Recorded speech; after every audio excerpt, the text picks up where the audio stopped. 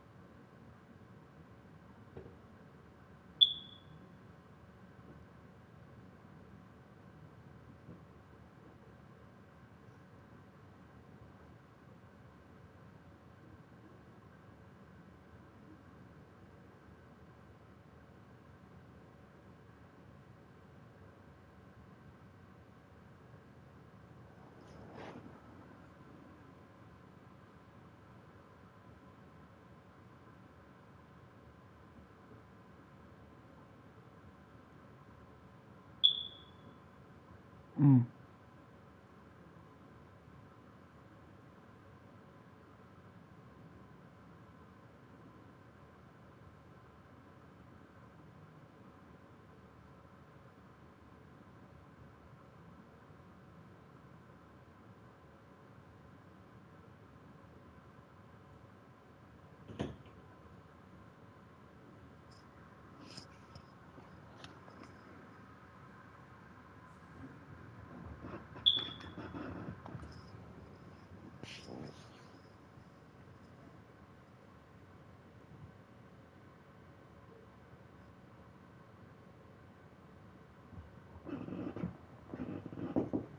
Yes.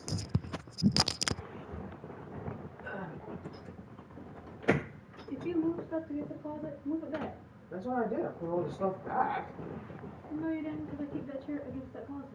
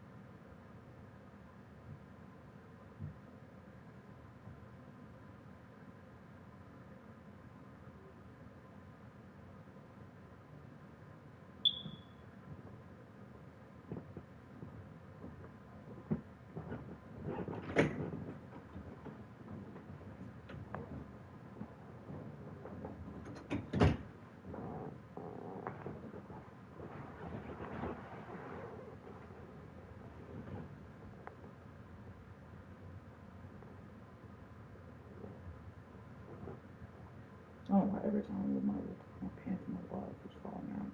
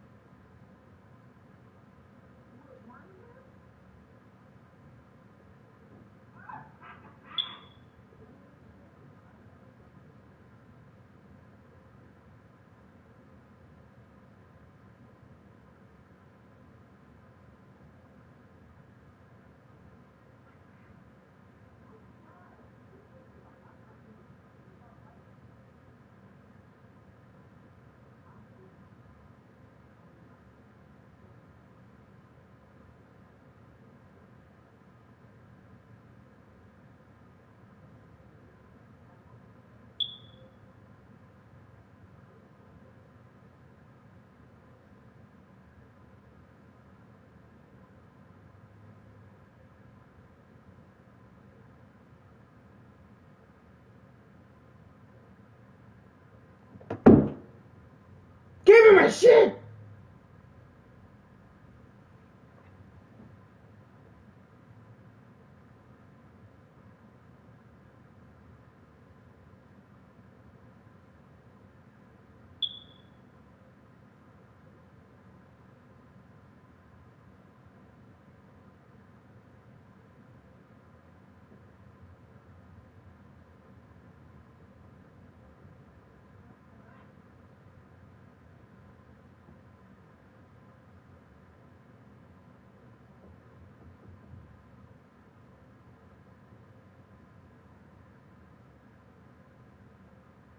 League outside of maybe Nathan McKinnon.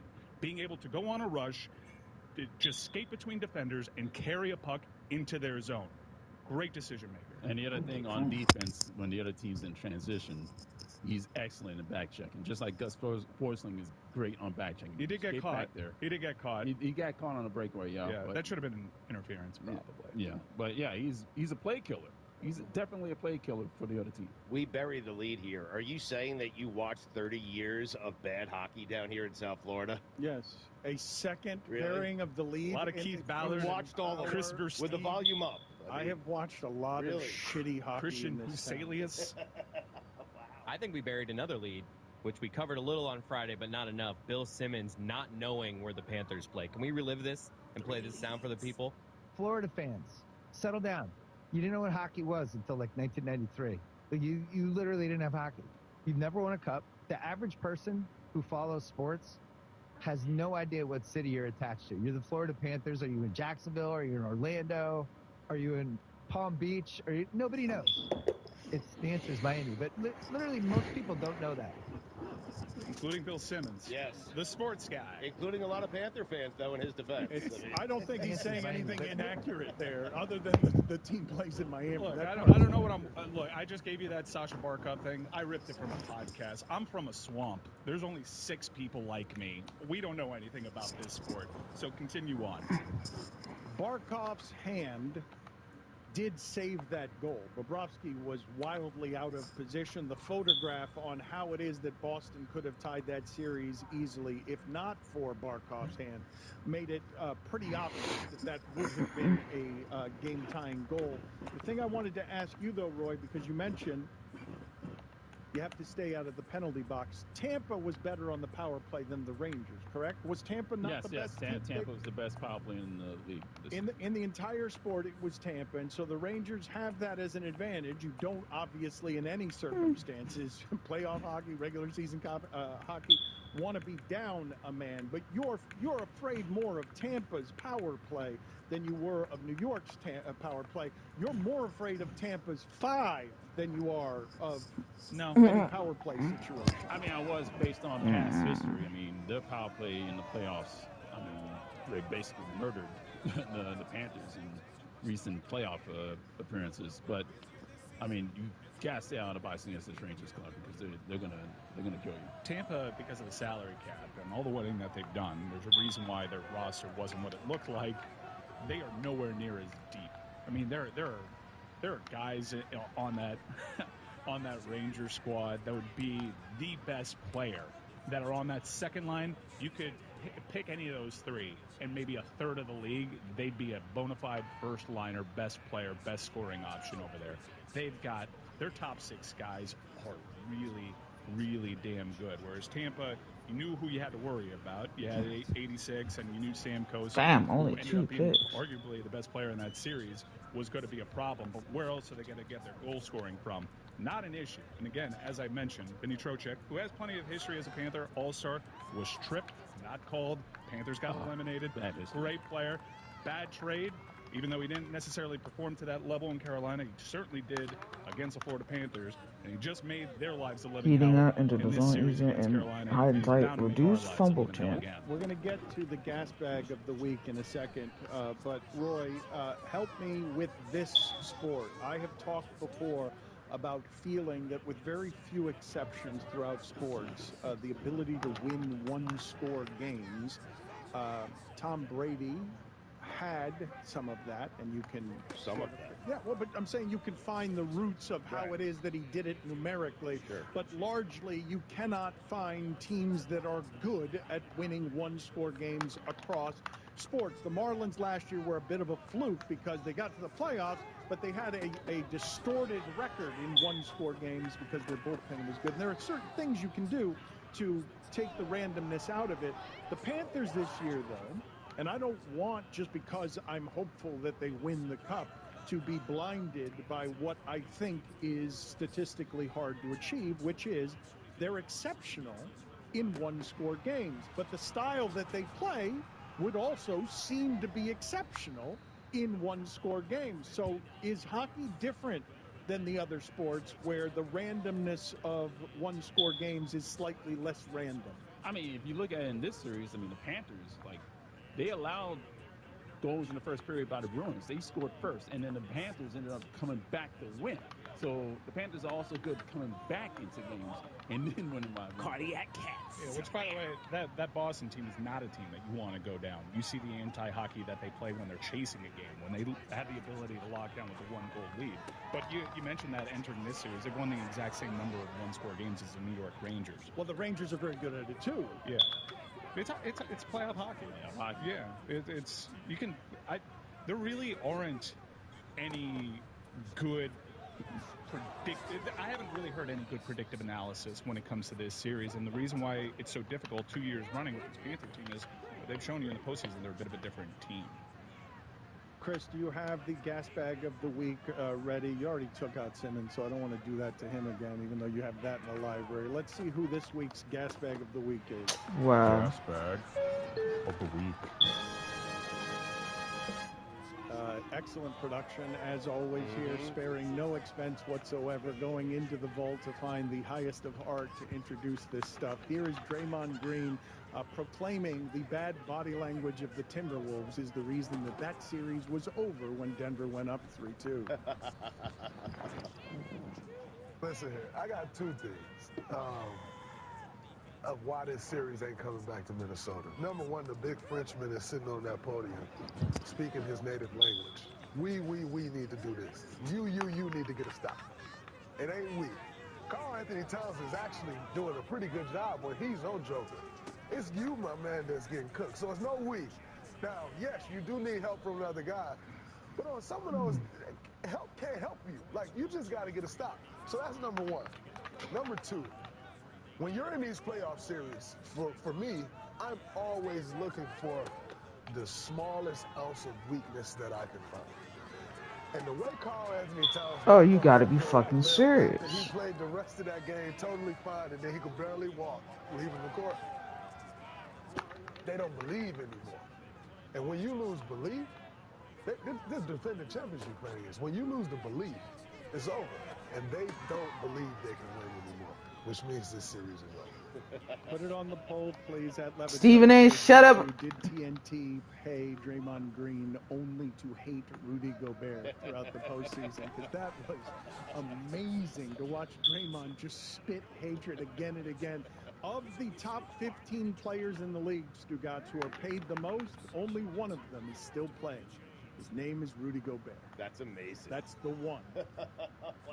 A note on the Denver Nuggets. They won a championship, and they won a championship last year in pretty dominant fashion. I lamented that I wanted to see them get tested, to see the heart of a champion rise, and we finally saw them get tested, and they folded. It's like everything that I believed in, like what a championship assigns a team, is now into question with regards to this sport, because the second they actually had to test that championship medal, the second that I thought it actually mattered against this young Minnesota team, especially a team with as Draymond Green has mentioned, with a reputation, Denver Nuggets showed that they weren't that guy back. It's funny because earlier in the series, they were down 0-2 going back to Minnesota. They won both those games. That's exactly what you're talking about. Like, they were showing their championship pedigree right there.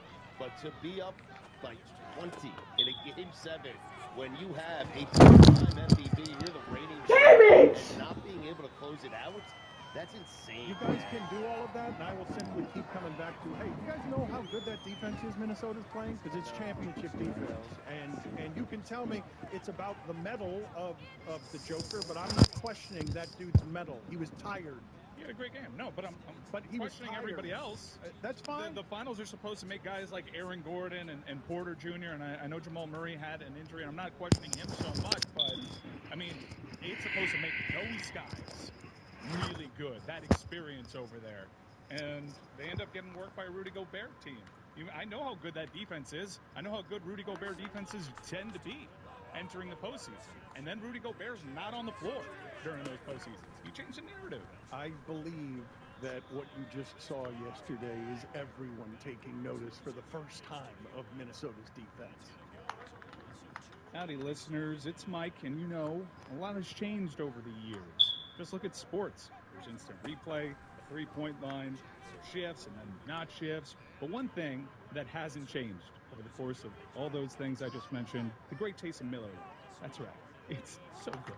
And it's also less filling. So what's the best thing about Miller Lite, the original light beer? Well, Miller Lite sparked this debate way back in 1975. We still haven't settled it. Be like me. I don't pick one. I like it because it's both.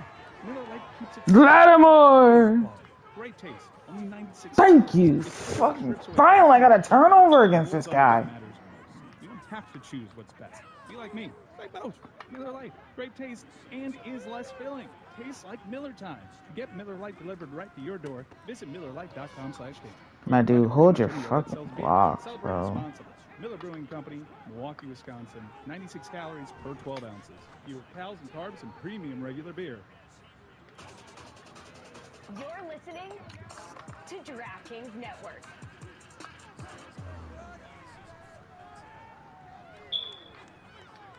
This is the Dan Levator Show with the Stuttgart podcast.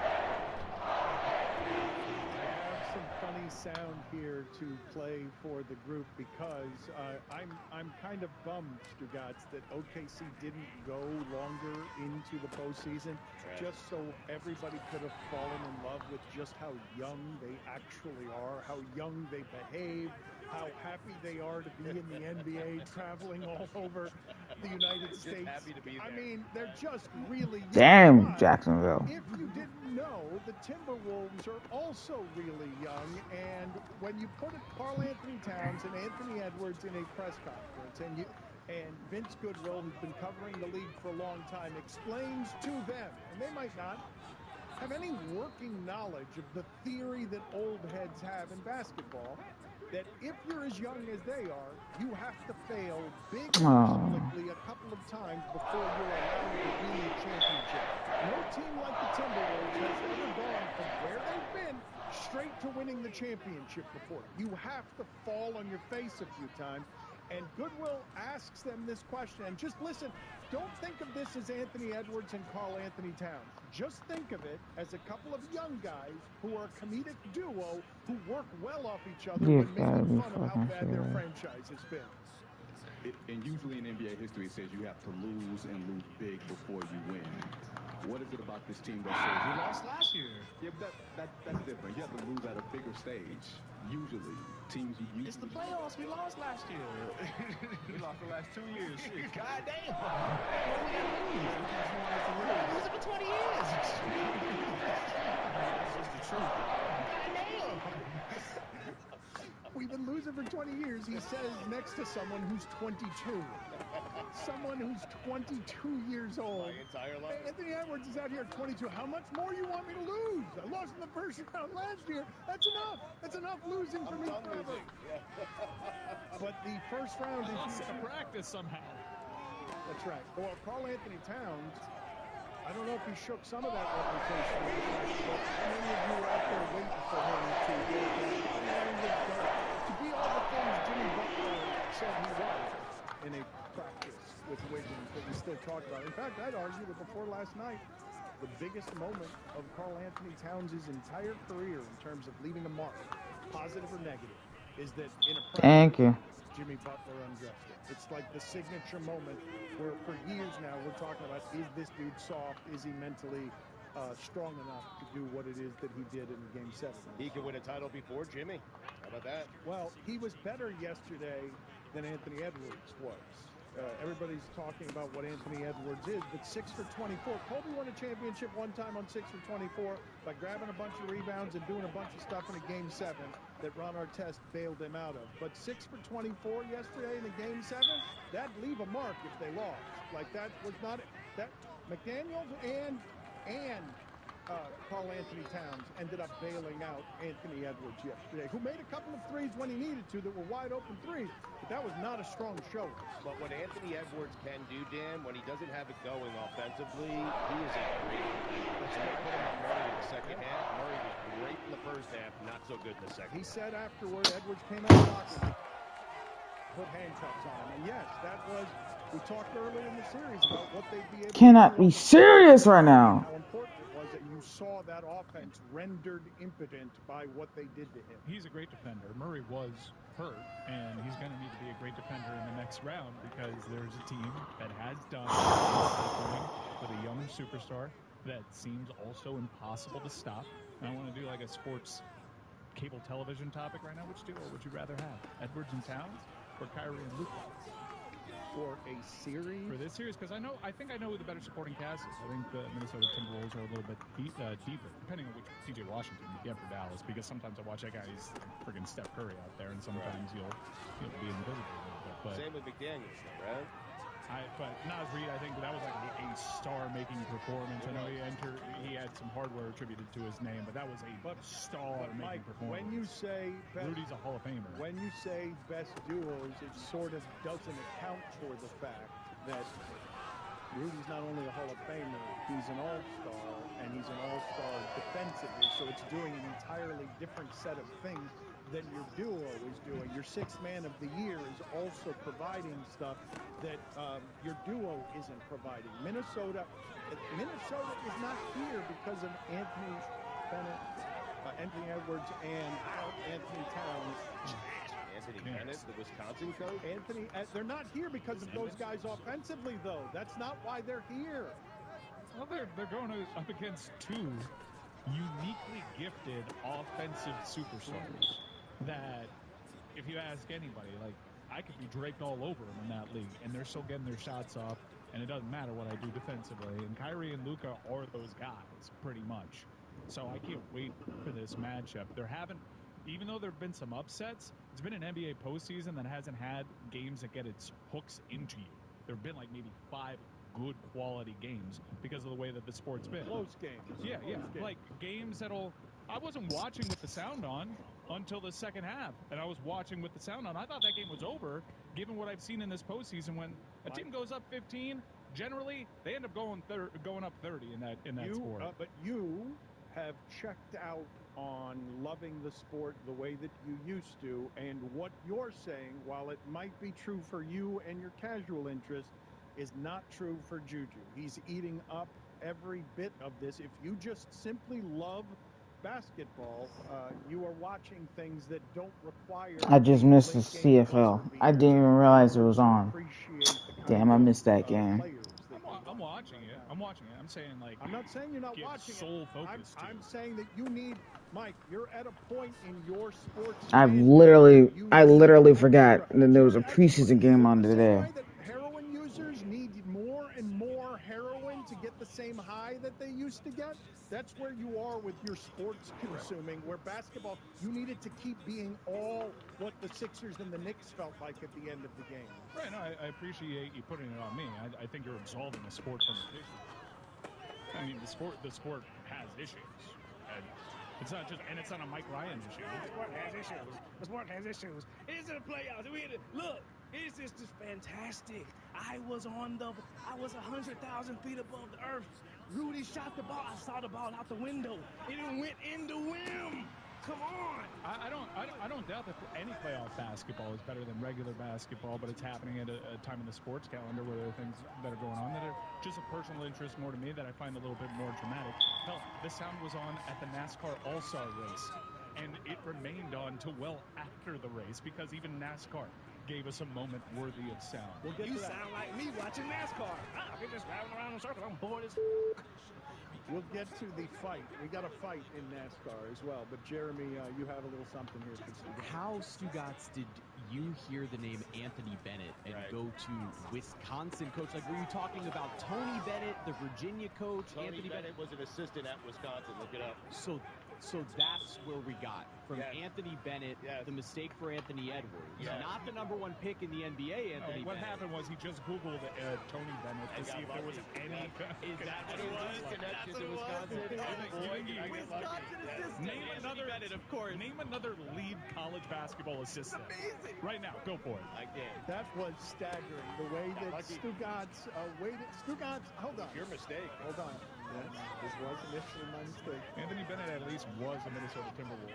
And Dick Bennett was the head coach for the University of Wisconsin at one point. But his mistake, at least, there was an Anthony Bennett that played basketball for the Timberwolves. I can understand.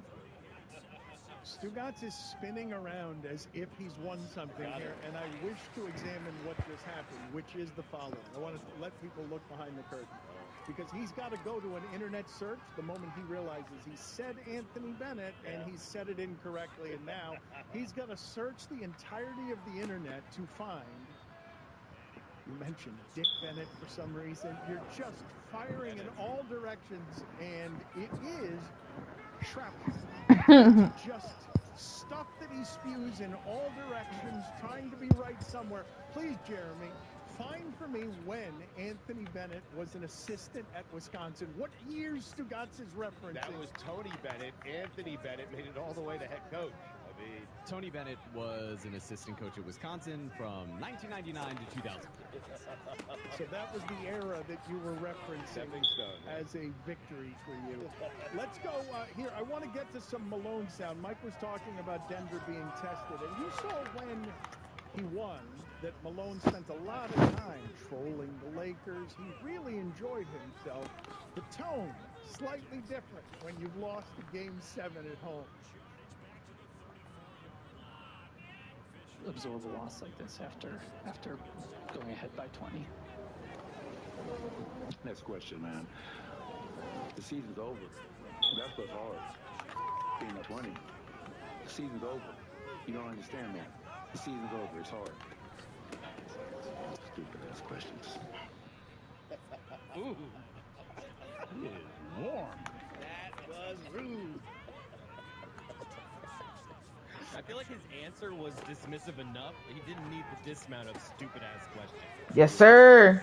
And I got the user alert. Let's go. Because this is how it goes down. The bitterness of losing when you're a champion who last offseason got to parade around with you through chains on. Did he have drills at one point? He called Brucey B. Wait, look at it without Brucey B. You look like an idiot without Brucey B. And I said it. Damn it. Well, how hard is it just to absorb a loss like this after going ahead by 20? Next question, man.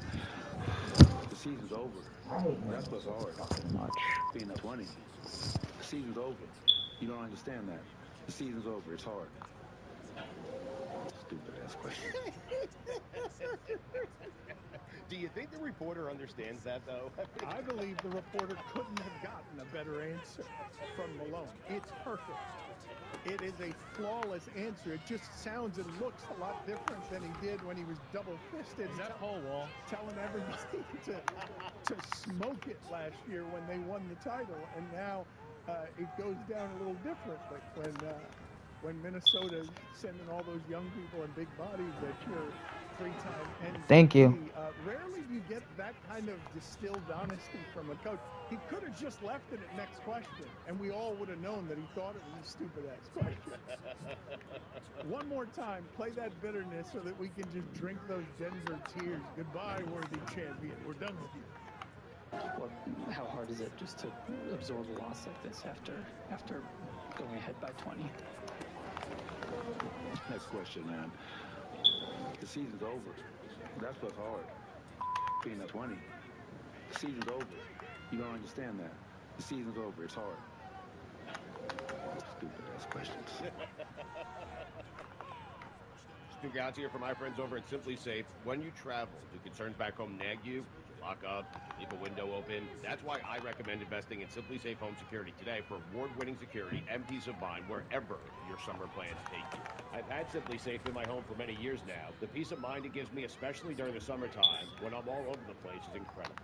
Because I know the things I care about, the things I value back home. I can always keep an eye on it using Simply Safe's indoor and outdoor cameras. So do me a favor, before you head out on your next vacation, make sure to protect your whole home with Simply Safe indoor and outdoor cameras and sensors to detect break-ins, fires, floods, and more. It's backed by 24/7 professional monitoring for less than $1 a day, no contracts to worry about, and a 60-day money-back guarantee. Simply Safe has given me and many of my listeners real peace of mind. I want you to have it too. So right now, get 20% off any new Simply Safe system with Fast Protect monitoring at simplysafe.com/DLB. There's no safe like Simply Safe.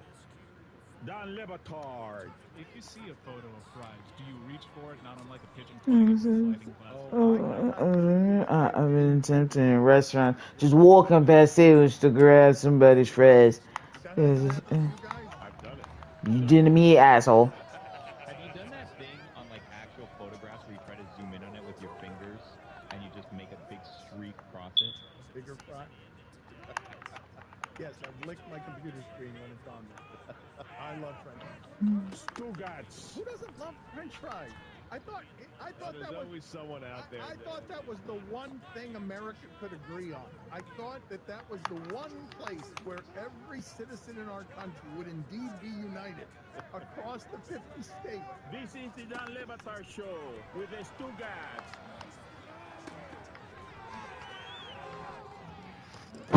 Come on! I'm literally jumping for the ball! Over the weekend, I did not know this, that last week in the UK, because it was a mental health awareness week, and because 48% of the kids in the UK feel pressure to be happy all the time. Thank you. McDonald's stopped calling it the Happy Meal. What? For the week, because kids don't want the pressure all the time, 48% of them, to be happy. That's a really low number when you really think about it. Too low to change the Happy Meal. Certainly, because why would they feel pressure in England to be happy? Right. No one else is.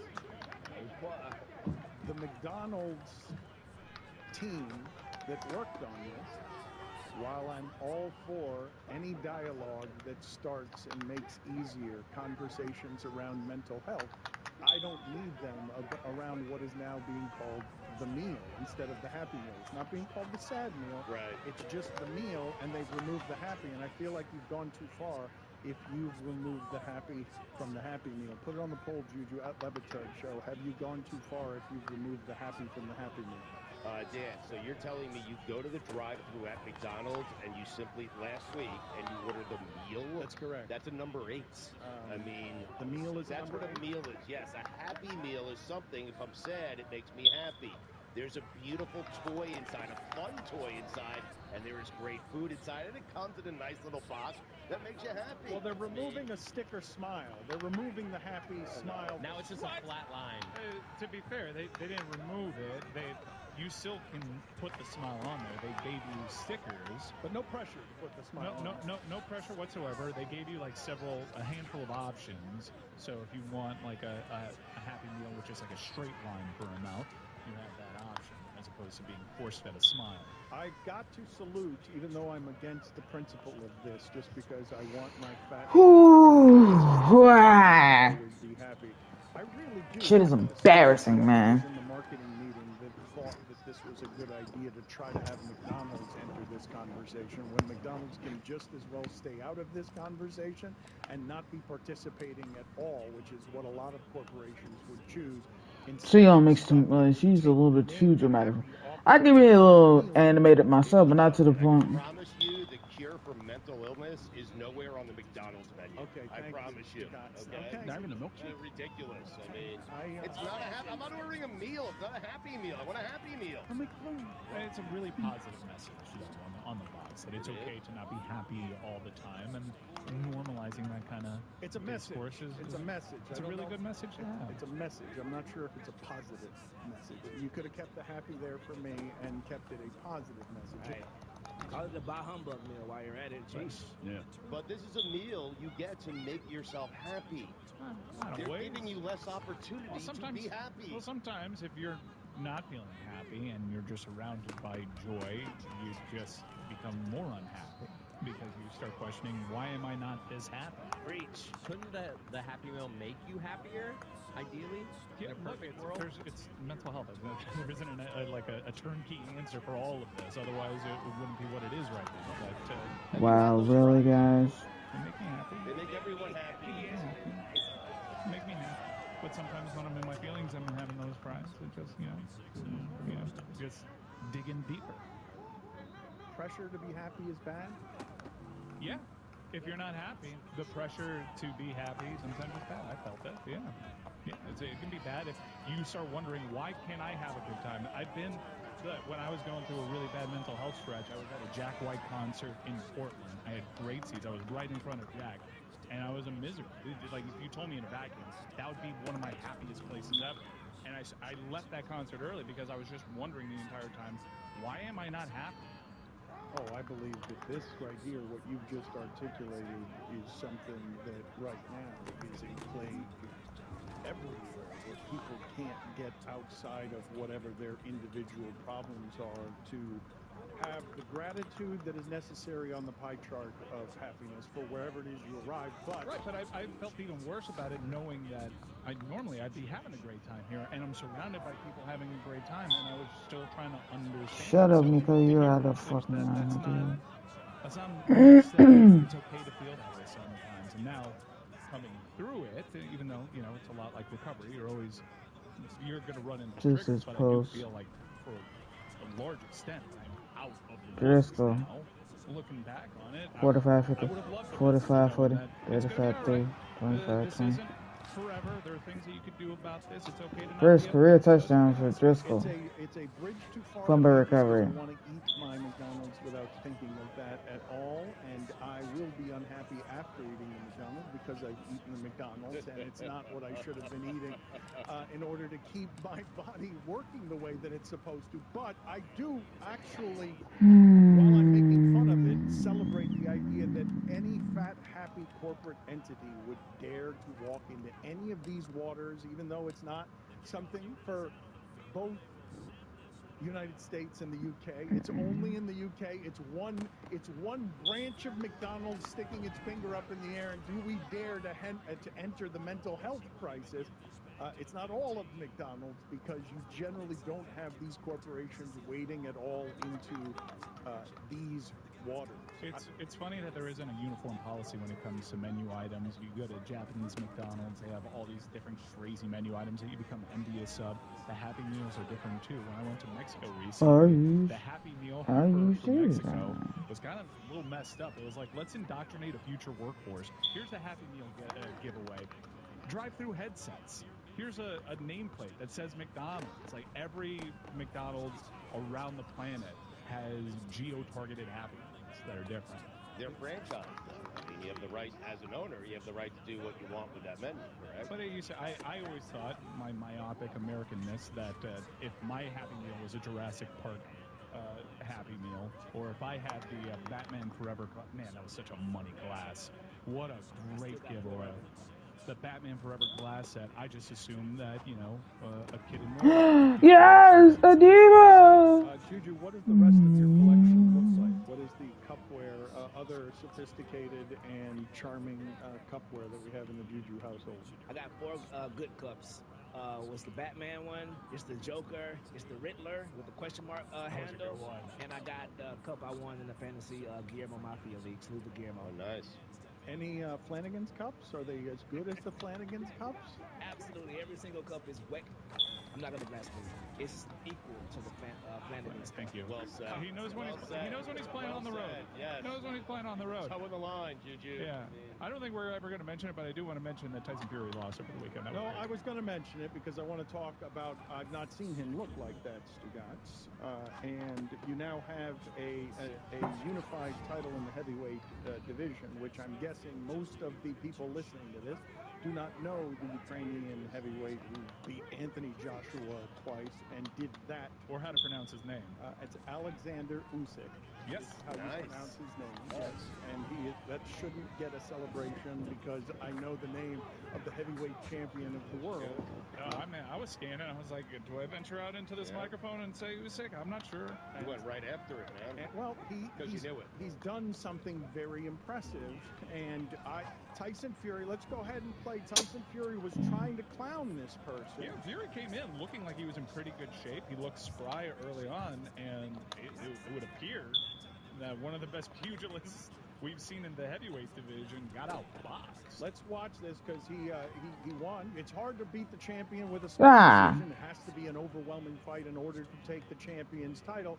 And here is Fury. Let's go ahead and play this. Fury was clowning him, and then he wasn't clowning. You've not seen Fury look like this. Deontay Wilder knocked him out, and I thought that was going to be the end of Fury, and he got up after 8 seconds like The Undertaker. But you've never seen Fury look like this. To the body as well, Usyk.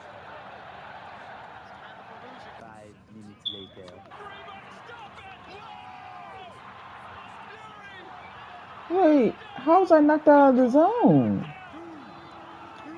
Saved by the hell? Saved by the bell, saved by having 100 years of ancestors who know how to stay on their feet when they've been punched by bare knuckle. Seriously, that guy. That's a skill.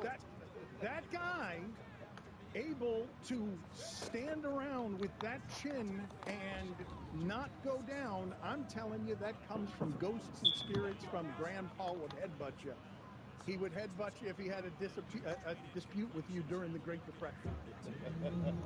These are people who fight in the streets for money. And that's what Usyk defeated. And I don't think people understand what it is to beat Anthony Joshua twice, which he's also done. Like, I know we don't care or understand what might be inside the roots of a fighter from Ukraine. Going up against, like, the guys that you mentioned, these are bigger, stronger dudes than you. So much bigger than him. What are you laughing about? Ukraine, because you're right. It's different. Just all of it. This crazy run of his kind of times out with what's going on over in Ukraine. You got to imagine. But I mean, McDonald's fines are shit, so active service, aren't they? I can say that as a Wendy's employee. Like, his mind is certainly Not sponsored, by the way. This height of his career. Lomachenko as well. You guys know that I love boxing and fighting, and because it's the most primitive, barbaric thing, stripped down to just, I gotta go in there and fight this other person. The Divas in the zone, yeah. To trainers who in the corner in the 9th round are telling their fighter some form of the family's not gonna be able to eat if you don't stop being tired here or stop losing. God knows what that person brings into the ring with him to beat a Tyson Fury. Because Tyson Fury is a really worthy heavyweight champion who's beaten all comers. The Klitschko's you mentioned, he ended their reign, and their reign would have been the most impressive thing in the history of American sports boxing, which is not something that the Klitschko's are not regarded as one of the great brother teams of all time because they're not American, but they'd be looked at like Venus and Serena Williams or the greatest combos we've ever had if we happen to care about them as Americans. He ended their reign. That dude has been an impressive, gangly and weird, because I don't get it. Love handles is not what we associate hard with to that. explain. Very hard to explain. Like the Joker. Situation. With more love handles, with what would look like my body. I'm fitter, I believe. Physically. Careful. Not entering this fight. Since the dawn of mankind, we've cooked our food over an open flame and debated the best way to grill. One thing not up for debate, grilling and beer always go together. And not just any beer will do. Whether you barbecue Texas style or celebrate Wednesday with burgers and dogs, you need a beer that tastes great and is less filling, so you have more room for food. You need Miller Lite. As you guys may or may not know, I'm a pretty decent cook, especially behind the barbecue. So when I start the fire for my smoker on a hot day, Really, the only thing that I have to worry about is what wood I'm going to use. The easiest decision for me is what I'll be drinking. That's a nice ice cold can of Miller Lite. Oh, and by the way, here's a pro tip. It really goes well with brisket. Miller Lite keeps it simple, undebatable quality, and tastes as great as your barbecue. A perfect companion for grill masters across America. With the Miller Lite in hand, grilling doesn't just taste great. I'm mad I threw all those 4 picks in the first half. I'm really upset about that because I hate doing stupid shit, man. Celebrate responsibly. Miller Brewing Company, Milwaukee, Wisconsin. 96 calories per 12 ounces. Don Lebatard. Are the stakes that high that if Angel Reese loses to Caitlin Clark, you need to start over again as a race? Stugats. I don't know that we have to necessarily start over, but it might have to be, it will be a Black People's meeting, an important one that will be called the next day. Well, we might have to put some things on the agenda and get it on the table. This is the Don Lebatard Show with the Stugats. Sam, here's the big question. Would you draft Bronny if it meant you could get LeBron James to the Knicks? No. What? Where are we putting him? We have Bronny on the bench. I mean, well, where are we putting LeBron? I just don't. I don't really want LeBron. I think he's a distraction. I think we have a culture. So this is New York, right? And New York loves the underdog. Jalen Brunson's it's like Patagonia style. You know what I mean? Every media personality, myself included, you know what I'm saying? I was just like, yo, I don't know. I was on that stupid, like, yo, he's not the best player on the floor. He sure is. Miller! Pronounce that name. Got the whitest Dante in the game, making it rain. That's right, Nick. Oh, Tyrese Halliburton, 6 points, fraud. Everybody was like, yo, he's better than Jalen Brunson. He's better than the Knicks should have drafted him. Fraud. The same reason you're not casting a 65-year-old to start a James Bond franchise. That's why I don't want LeBron on the Knicks, all right? I don't want a 40-year-old as my primary ball handler. I'm just here to say one thing. The Knicks back. He's one of the best players in the East, now leading a Knicks team to Dan's 90s point. Feels like the 90s again. The Knicks are the 2 seed in the entire conference. The best compliment I can give to Jalen Brunson is that my boyfriend's made me watch a lot of Knicks games in the last 5 years we've been dating, and for the first time, I actually don't hate it. They wasted the McConnell game. That's it. And the Toppin game. Wasted it. Oh my god. And the Toppin between the legs game. Y'all wasted it. But enough knocking Knick fans, okay? They were loud. They were boisterous. Why? We haven't been there in a while, and because I hate New Yorkers. They're so fucking cocky. Like, humble yourself. You realize everyone in this world needs to realize, regardless of where you're from, all of us humans are little pebbles in a big rock on Earth, and this little area of rocks that we call our galaxy. There are bigger and better galaxies out there in the world, in the galaxies of space. I just never got the understanding of why people were the way they are about it. When they were down 3-2, I this weekend did it outside of sports. I got the urge, the joy, and the need to perform something over. Wow. And it's not funny subject matter, but for some reason, it's what was summoned as soon as that Diddy video hit. My response was very quickly, his freedom, it's over. It's everything that Diddy was as an icon, as a impresario, as an influencer, as somebody that meant a different time to people. It's all extinguished with the horror of that video that TMZ released that was combined with Stugats, him being defiant about the ways that he denied all of this stuff, just lying through his teeth on, videos that had to be to sequester Cassie Ventura, someone that was not mentioned in his apology, an apology that people thought rang hollow because they're like, you're doing this because you got caught. You're not actually remorseful for the behavior. You're remorseful for having been caught. I had the reaction as soon as I saw that video, the need to say, oh, it's over. His freedom is over. Everything that Diddy used to be is over. How'd it feel? Because you don't know if it's over, and you proclaim that something is over.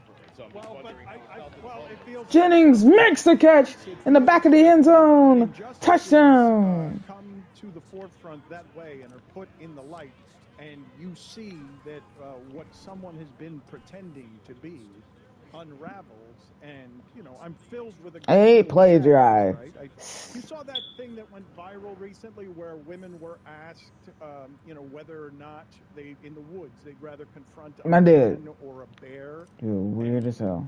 The answer often was a bear, with reasoning along the lines of, well, then it would leave marks and people would believe me. Diddy worked in his favor. One more score, then I can officially say it's over, because I can't say it's over yet, because 32 points is an easy thing to come back from 39. No. It's something I'm going to have to put trigger warnings over everything we're doing here. I'm not going to show the video here because most of you have seen it, and if you want to see it, you can. But Jamel Hill is with us now to help us sort through some of what it is that's here. You can see her and hear her at It's Jamel Hill on YouTube. Let's start there with the trigger warning as we talk about Diddy, Jamel. We're talking about domestic violence caught on camera, along with more allegations of physical and sexual abuse, many of which Diddy continues to deny. What do you make of the events of the weekend? What do you make of the apology sort of video from Diddy? Well, I remember, Dan, we talked about Diddy not too long ago. And I said then that his career was over. And this is before this video came out, because I just thought the Forced mountain 5 of picks. Let's go. allegations. And although if people want to put it in the box of being unproven, that's fine. But it was just too much. And there was nothing. And given the nature of the allegations, why would somebody ever want to work with him again? And certainly we've seen a lot of celebrities who have been in his situation forgiven. And even now, there are people who think that apology, that crappy, awful apology, was enough, because I couldn't help but notice in the apology, he never apologized to Cassie. And nor did he even address the fact that when her lawsuit first surfaced, he immediately denied everything, called her a liar, and essentially said that this was just about a money grab. And so he created that narrative. So to me, if you're trying to get everybody to believe that you are feeling, or that you have dealt with some measure of accountability, Yes, that is sir. knowing people who have gone to rehab, people in my family who have gone to rehab. My mother has gone to rehab. My father has gone to rehab. One of the first things that they teach you is about making amends and being accountable to the people that you've harmed, and being honest and transparent about what you've done. So if he really had gone to therapy, if he really had some level of accountability that he felt like he was exercising, then it wouldn't have taken this many years for him to be honest about what he actually did. And let's just say, okay, maybe he doesn't want to open that Pandora's box. As soon as this lawsuit dropped, it shouldn't have taken a lawsuit and subsequently a video for him to say he was being accountable. So personally, I wish he would have stayed silent, because what he offered was worthless. And I felt, a lot of empathy toward not just Cassie's, but also a lot of domestic violence victims who, I'm sure, seeing how this tape went viral, that It's it been 4 triggered years. something in them. I had a conversation with a friend who said her husband was very triggered by it, because he grew up in an abusive household, and seeing that on tape, was awful for him, and conjured up some memories. For a lot of people, it reminds me of the reaction when the Ray Rice video happened. A lot of people did not know what domestic violence looked like. Collabo, my dude. And, I think we always seem to arrive at this point. Women allege things, and especially if it's against a famous celebrity of Diddy's stature, or not even as famous as Diddy, but just anybody in the public limelight, people go out of their way to extend a level of the benefit of the doubt to the celebrity, to the powerful person, like they're related to him. Like, you don't know these people. You don't know what Diddy does behind closed doors. You don't know anything about them other than they entertain you. And so I don't know how many times we have to learn that the people that are often in the public eye are not who you think they are. They are plenty terrible, both videos, Ray Rice and Diddy. But for those who somehow missed the Ray Rice thing, Jamel, the idea of kicking someone a couple of different times in front of an elevator who appears to be incapacitated is a level beyond even where Ray Rice was. Oh, yeah, because one thing, it's so many things to notice about this video. One, she was trying to leave. Two, I don't know what the situation was in this hotel, but he felt empowered enough that he could run down the hallway of a hotel in a towel and assault this woman. And she's just laying there taking the abuse. And everything about this setup, it was clear that this was something that regularly happens in the dynamic of their relationship. She wasn't fighting back. She was just there, just kind of accepting this horrible thing that was happening to her. And I got to be honest, watching that and seeing that level of rage, it is it's not lost on me that he could have killed this woman, because we don't know what happened when they got back in the room where the cameras couldn't see, or for that matter, the things that aren't on video.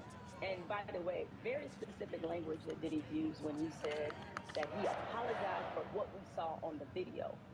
Well, what's happening outside of the video is what is most alarming to people, because if you will be willing to do that in a hotel where you clearly have Williams! what are you doing to this woman when there is no one? I got the deflection, got it over to Williams. And we got the use it. Let's go. Because the apology was something that landed wrong with just about everyone, and just about everyone was wondering what kind of advice he was getting that Oh, he felt don't that throw they felt that incompletion. this would be better than silence. It's so difficult to reflect on 30, 35, 40, countless times 45, in 50, life. 45, 40, 35, 30, Sometimes you gotta do that. 25, 20, 15, 10. I was fucked up. I mean, I hit rock bottom. But I make no excuses. My behavior on that video is inexcusable. I take full responsibility for my actions in that video. I'm disgusted. I was disgusted then when I did it. I'm disgusted now. I went and I sought out professional help. I had to go into therapy. I'm going to rehab. Had to ask God for his mercy and grace.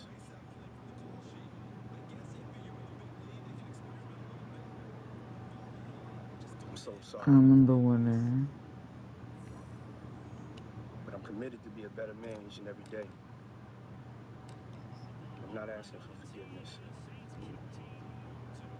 okay, she announced it.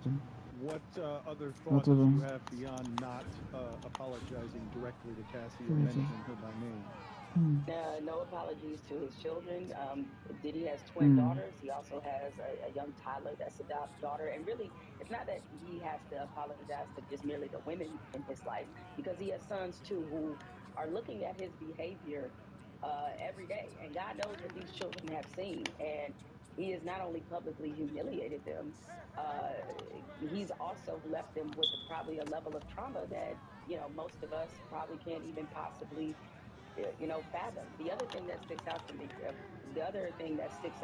about this apology No, don't is be just the sorry. raging narcissism. It's like he made this thing all about himself from the beginning, talking about he was in his darkest place. You think Cassie wasn't in a dark place when you sitting up here pummeling her, like she's not And even a he's in the human zone. being? Right. I mean, that to me, it was so many things that were so awful about this apology. And I have to think that part of the reason he made it is not only, again, a Now I'm going delusion to win of this game. narcissism, but also probably because there's some part of him that thinks that he will be accepted back and welcomed back on some level, into the mainstream. Like I they mean, there are going to playing. be apologists. Even in various comment sections, you see them. There are going to be some people who still have no problem listening to his music. There will probably be some people who have no problem engaging in a business relationship with him. And that is what is just so distasteful about this being his idea of accountability, is that he really thought that he was going to incur some Right. level of sympathy after he'd seen that tape. And there just frankly isn't any, not from me, and I think from the vast majority of people. Jamel, what's equally disgusting about this is the hotel covering it up. Like, whoever took the money, whoever kept this quiet for this long, like, how do you feel about that, sis? Yeah, I mean, I think you're right. That's another aspect of this is like I don't know what hotel this was, but part of me hopes Cassie drops another lawsuit on them as well, because that is not this is not at all what they're supposed to do. They see a violent crime actually committed in their hotel, and he was able to pay them off. But I hope people, and I'm glad you brought this up for another reason because even now, so many people blame Cassie. Well, she should have pressed charges instead of taking the money. If he was powerful enough to get this tape suppressed, why would they think she would believe in her mind, especially at that stage and even years later, that she had any recourse in terms of getting some level of justice through the 20, criminal justice 15, system? 10, 5, I don't down think to the it's 2 yard I don't even see line. why she didn't because Diddy is a very powerful person.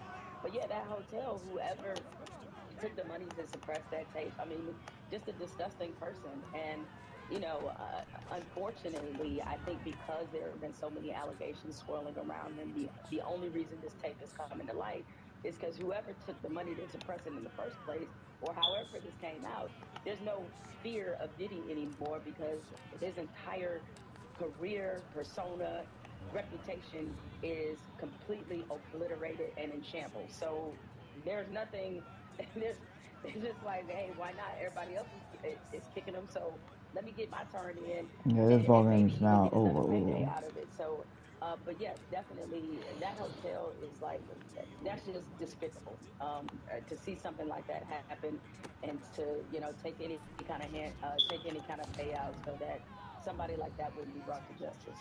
Since the dawn of mankind, we've cooked our food over an open flame and debated the best way to grill. One thing not up for debate, grilling and beer always 96 calories per 12 ounces.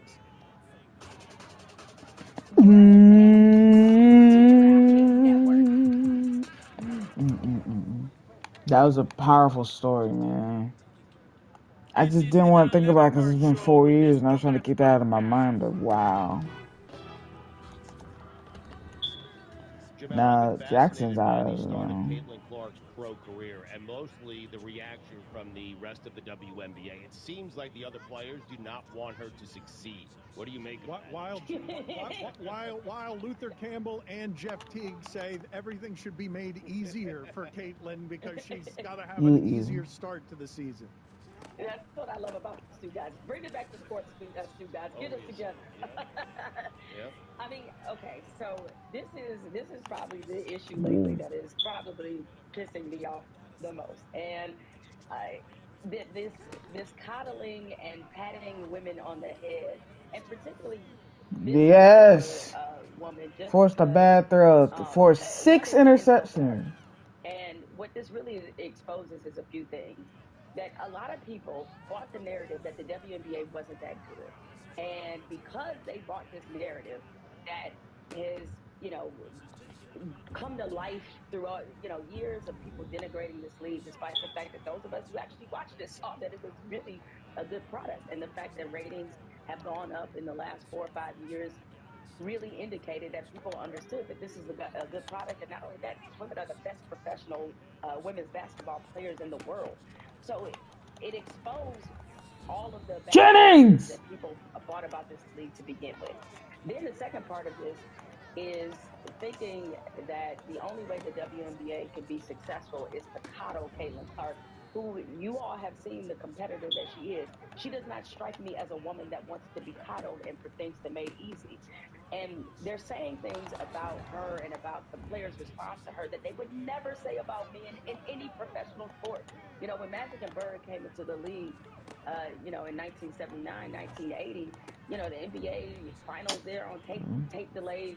The league was suffering a lot of problems. I don't think any of the professionals that they played with, any of the other men said, you know what, because of, Magic and Bird are coming off the most watched NCAA final in history, we need to take it easy on them so we can ensure the growth of our league. It's an asinine idea. And again, this is where coverage and commentary of women's sports have got to grow up because it wasn't just Luther Campbell and Jeff Teague. Our former colleague Colin Cowherd said essentially the same thing. that the league should have had the foresight to give her an easier Nigga. schedule so that she would look better, and therefore What is there that? would be more. What is that more? Is it condescending or patronizing? Like if you had to. It's the herd. I mean, it's all of them. It's condescending. It's it's patronizing. It is paternalistic. It is all those things. And I was like, this firmly falls in the camp of shit never said about men's sports and male athletes. And I guess they didn't understand. It's 12 teams in the league. I think like 8 of them make the playoffs, which means they wanted her to have an easier schedule. Her team is the easy team on the schedule. Okay, this just in: when you get the number 1 draft pick, Yeah, that's you're true. a bad team. Okay, and so I think it just exposes the fact they didn't think very much of the other women who played in the league in the first place. And now, and to me, it's this: either you believe Caitlin Clark is good or you don't. And if she's as good and as great and as anointed as you all, as a lot of people were trying to make her in in women's college basketball, which she absolutely deserved. If she's that level talent, if she's the generational talent that her fans believe she is, then she'll be fine. So either you don't believe she's that good, or you're having to reconcile with the fact that no, she wasn't going to come into the WNBA and drop 40 points a game. That these other women she's playing against, many of them are stronger than her. They're veterans. They just, it's a different level of athleticism and skill that she's facing, but she will adjust. I mean, she has already had a couple of 20-point games. I have no doubt that once she finds her groove, she will be fine. But they have to stop this silly coddling, because it is just so Fifth insulting on player with so many 300 points, levels, 100 rebounds, particularly 100 to the assists through professional first women 12 who games have of the really postseason. put so much sweat equity into making this league grow and getting it to the place of where it is, and just into their own personal careers. They act like women aren't supposed to have personal pride, like they're not supposed to be competitors too. Like, just let Caitlin Clark score, guys, just so or just so the league can take off better. It's like, that's just it's just a clownish argument to me. You went viral this weekend, sis. I got to bring it up. You caught the LA Sparks game sitting right next to Kim K herself. What was that like? Was it too much? Was it too little? Talk to us, sis. Oh man, it was very entertaining, and I guess in this age of where the WNBA is their popularity is being taken to another level. Now I see how many of my friends actually do watch the WNBA, because I was getting a lot of texts. I was certainly people were tweeting about it, but I get to the Sparks game, and they, by the way, they were playing out in Long Beach. Uh, that was kind of, they had made this room.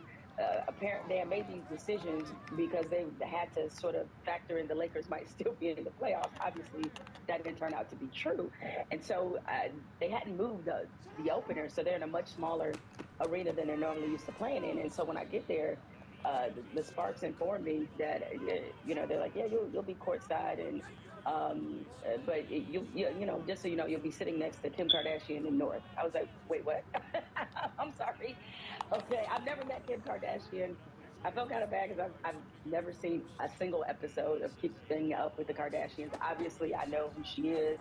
I mean, she's an international superstar, and never have I felt so homely in my whole life, because Kim Kardashian came in there looking like she just stepped out of a runway, and I looked like I had just finished my shopping at Ralph's, which I think I probably had, but that's okay, right? Oh my god, But are she, you we fucking talked during the serious? game. She was very nice, very Really? gracious, and if people haven't seen it, she's got an 300 amazing yards. campaign for her shapewear skims that involves a lot of Right. WNBA players: Kelsey Plum, Candace Parker, a lot of other notables How did I lose that are in momentum this bar? great I'm winning. campaign, What and the fuck? it's really wonderful. It went viral when the campaign came out, Wow. and That shit is so we talked stupid. about that ad, and she has a genuine appreciation, love, respect, and knowledge of the WNBA. We talked about the salaries and different stuff like that, and different dynamics. And yeah, she was a wonderful seatmate, if you will. And yeah, but it was great to see her there to support, because in this new age of WNBA fandom, people have been trying to accuse women of not supporting the WNBA, even though in most WNBA games I go to, the majority of the audience tends to be women. I certainly see some men there, but this idea that women aren't supporting the league, I thought was also a false narrative. But with somebody with her celebrity to get behind this team and to show such open support, I thought it was wonderful. The person I was really jealous of was North, because North got to do everything. She got to toss T-shirts. She got to dance with the Sparks mascot. I mean, North had herself a time, and I was here for it. It's Jamel Hill on YouTube. It was good to see her righteously pissed off. Just righteously. Just pissed. Jamel, good talking to you. We'll talk to you again. I want to transition, Stugotz, from that to Dan Mullen at a pool party. Welcome back, Laura, by the way. That's right. Dan Mullen is in Vegas. This is a very Vegas pool party. I believe the best pool parties in America are in Vegas, right? Put it on the poll at Levitard Show. Not Starkville? Vegas or Miami. The best pool parties in America at Levitard Show. What is Dan Mullen doing? Not recruiting. Well, I mean, taking a video like you'd imagine Greg Cody would at a party, just kind of just like getting the landscape. Stop throwing your father under the bus, Christopher. Respect your father. Can't stand when I hear kids criticizing their parents. That shit really pisses me off, because if I can't do it to my parents, I'm sure as hell gonna let nobody else do that shit to their parents. Fuck that. Shirtless, filming the whole thing. Shirtless. If you watch it, if you see his like social media, like Dan Mullen isn't exactly who you might think he is. He has other interests. He's a big Wrexham guy. So, but when I initially saw this on my timeline, I thought, God, man, this has to be someone else that has just got a parody Dan Mullen account. I'm not sure who the person that wakes up and decides they're going to have a Dan Mullen parody account. But no, this is actually Dan Mullen, who's just having a hell of a time at the Prince pool party. He's 52 years old. You know what the Evan Mullen stands for? Midlife crisis. I mean, what is he doing? Evan stands for my kind of guy. It's a Vegas party at a pool party. You're going to shame him? What else are you going to do in Vegas? I don't know. I mean, one thought would be maybe see the Aces play. And if you wanted to see the Aces play, let me tell you, Dan Mullen, if you're out there, what you could have done is you could have downloaded the Game Time app, created an account, use the code Dan. I already got a Game Time app. Your first purchase terms apply. Last minute tickets. I can't wait to, go to games using that bad boy. I realize, the Aces are playing. I check the Game Time app. I see what my seat might look like in that arena. Maybe I'm not that familiar with it. I get a great customer service, a low price guarantee. So thank you so much, Game Time. We appreciate your support. Lowest price guarantee. That is promo code DAN. For $20 off your first. Next possession, I'm going to let Rattler take the rest of the game. I don't know whether you were following LSU baseball last year, whether you're following Pirates baseball this year.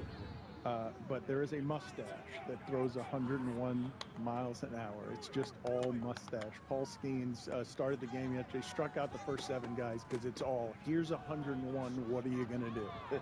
And the answer is nothing. You're just going to swing and miss. 7 strikeouts to start the game. I think it was 9 out of the first. Chargers Cardinals. I can't wait for that one. That even starts at 9 p.m. Both of those are in West. From behind a giant mustache. What's going?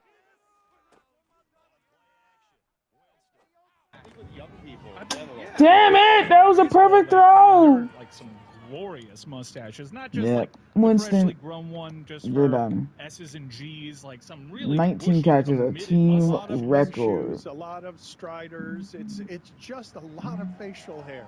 Paul Skeens dating Libby Dunn. I just wonder how all of this hype for him makes baby Gronk feel after he rizzed her up. Stugotz here for my friends over at Simply Safe. When you travel, Who the fuck is Baby Gronk? And who the fuck cares? Leave a window open. That's why I recommend investing in Simply Safe Home Security today for award-winning security and peace of mind. Oh, bitch! I hit your ass. I've had Simply Safe in my home for many years now. The peace of mind it gives me, especially during the summertime, when I'm all over the place, is incredible. Because I know the things I care about, the things I value back home. I can always keep an eye on it using Simply Safe's indoor and outdoor cameras. So do me a favor, before you head out on your next vacation, make sure to protect your whole home with Simply Safe variety of indoor and outdoor cameras, plus add sensors to detect break-ins, fires, floods, and more. It's backed by 24/7 professional monitoring for less than $1 a day, no contracts to worry about, and a 60-day money-back guarantee. Simply Safe has given me and many of my listeners real peace of mind. I want you to have it too. So right now, get 20% off any new Simply Safe system with Fast Protect monitoring at simplysafe.com/DLP. There's no safe like Simply Safe. You fucking serious? Don Levitard. I win in the margin. I'm like your Moneyball side. I'm basically Scott Hatteberg. A lot of Stugatz. A lot of walks, but I'm on base. When it comes to sex, A lot of foul tips. Other dudes, they can be Giambi.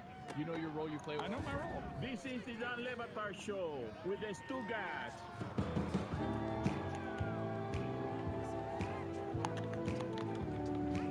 We're about to get to Shooter McGavin, Stugatz, because Happy Gilmore is having a remake, and Shooter McGavin, Christopher McDonald, is going to join us.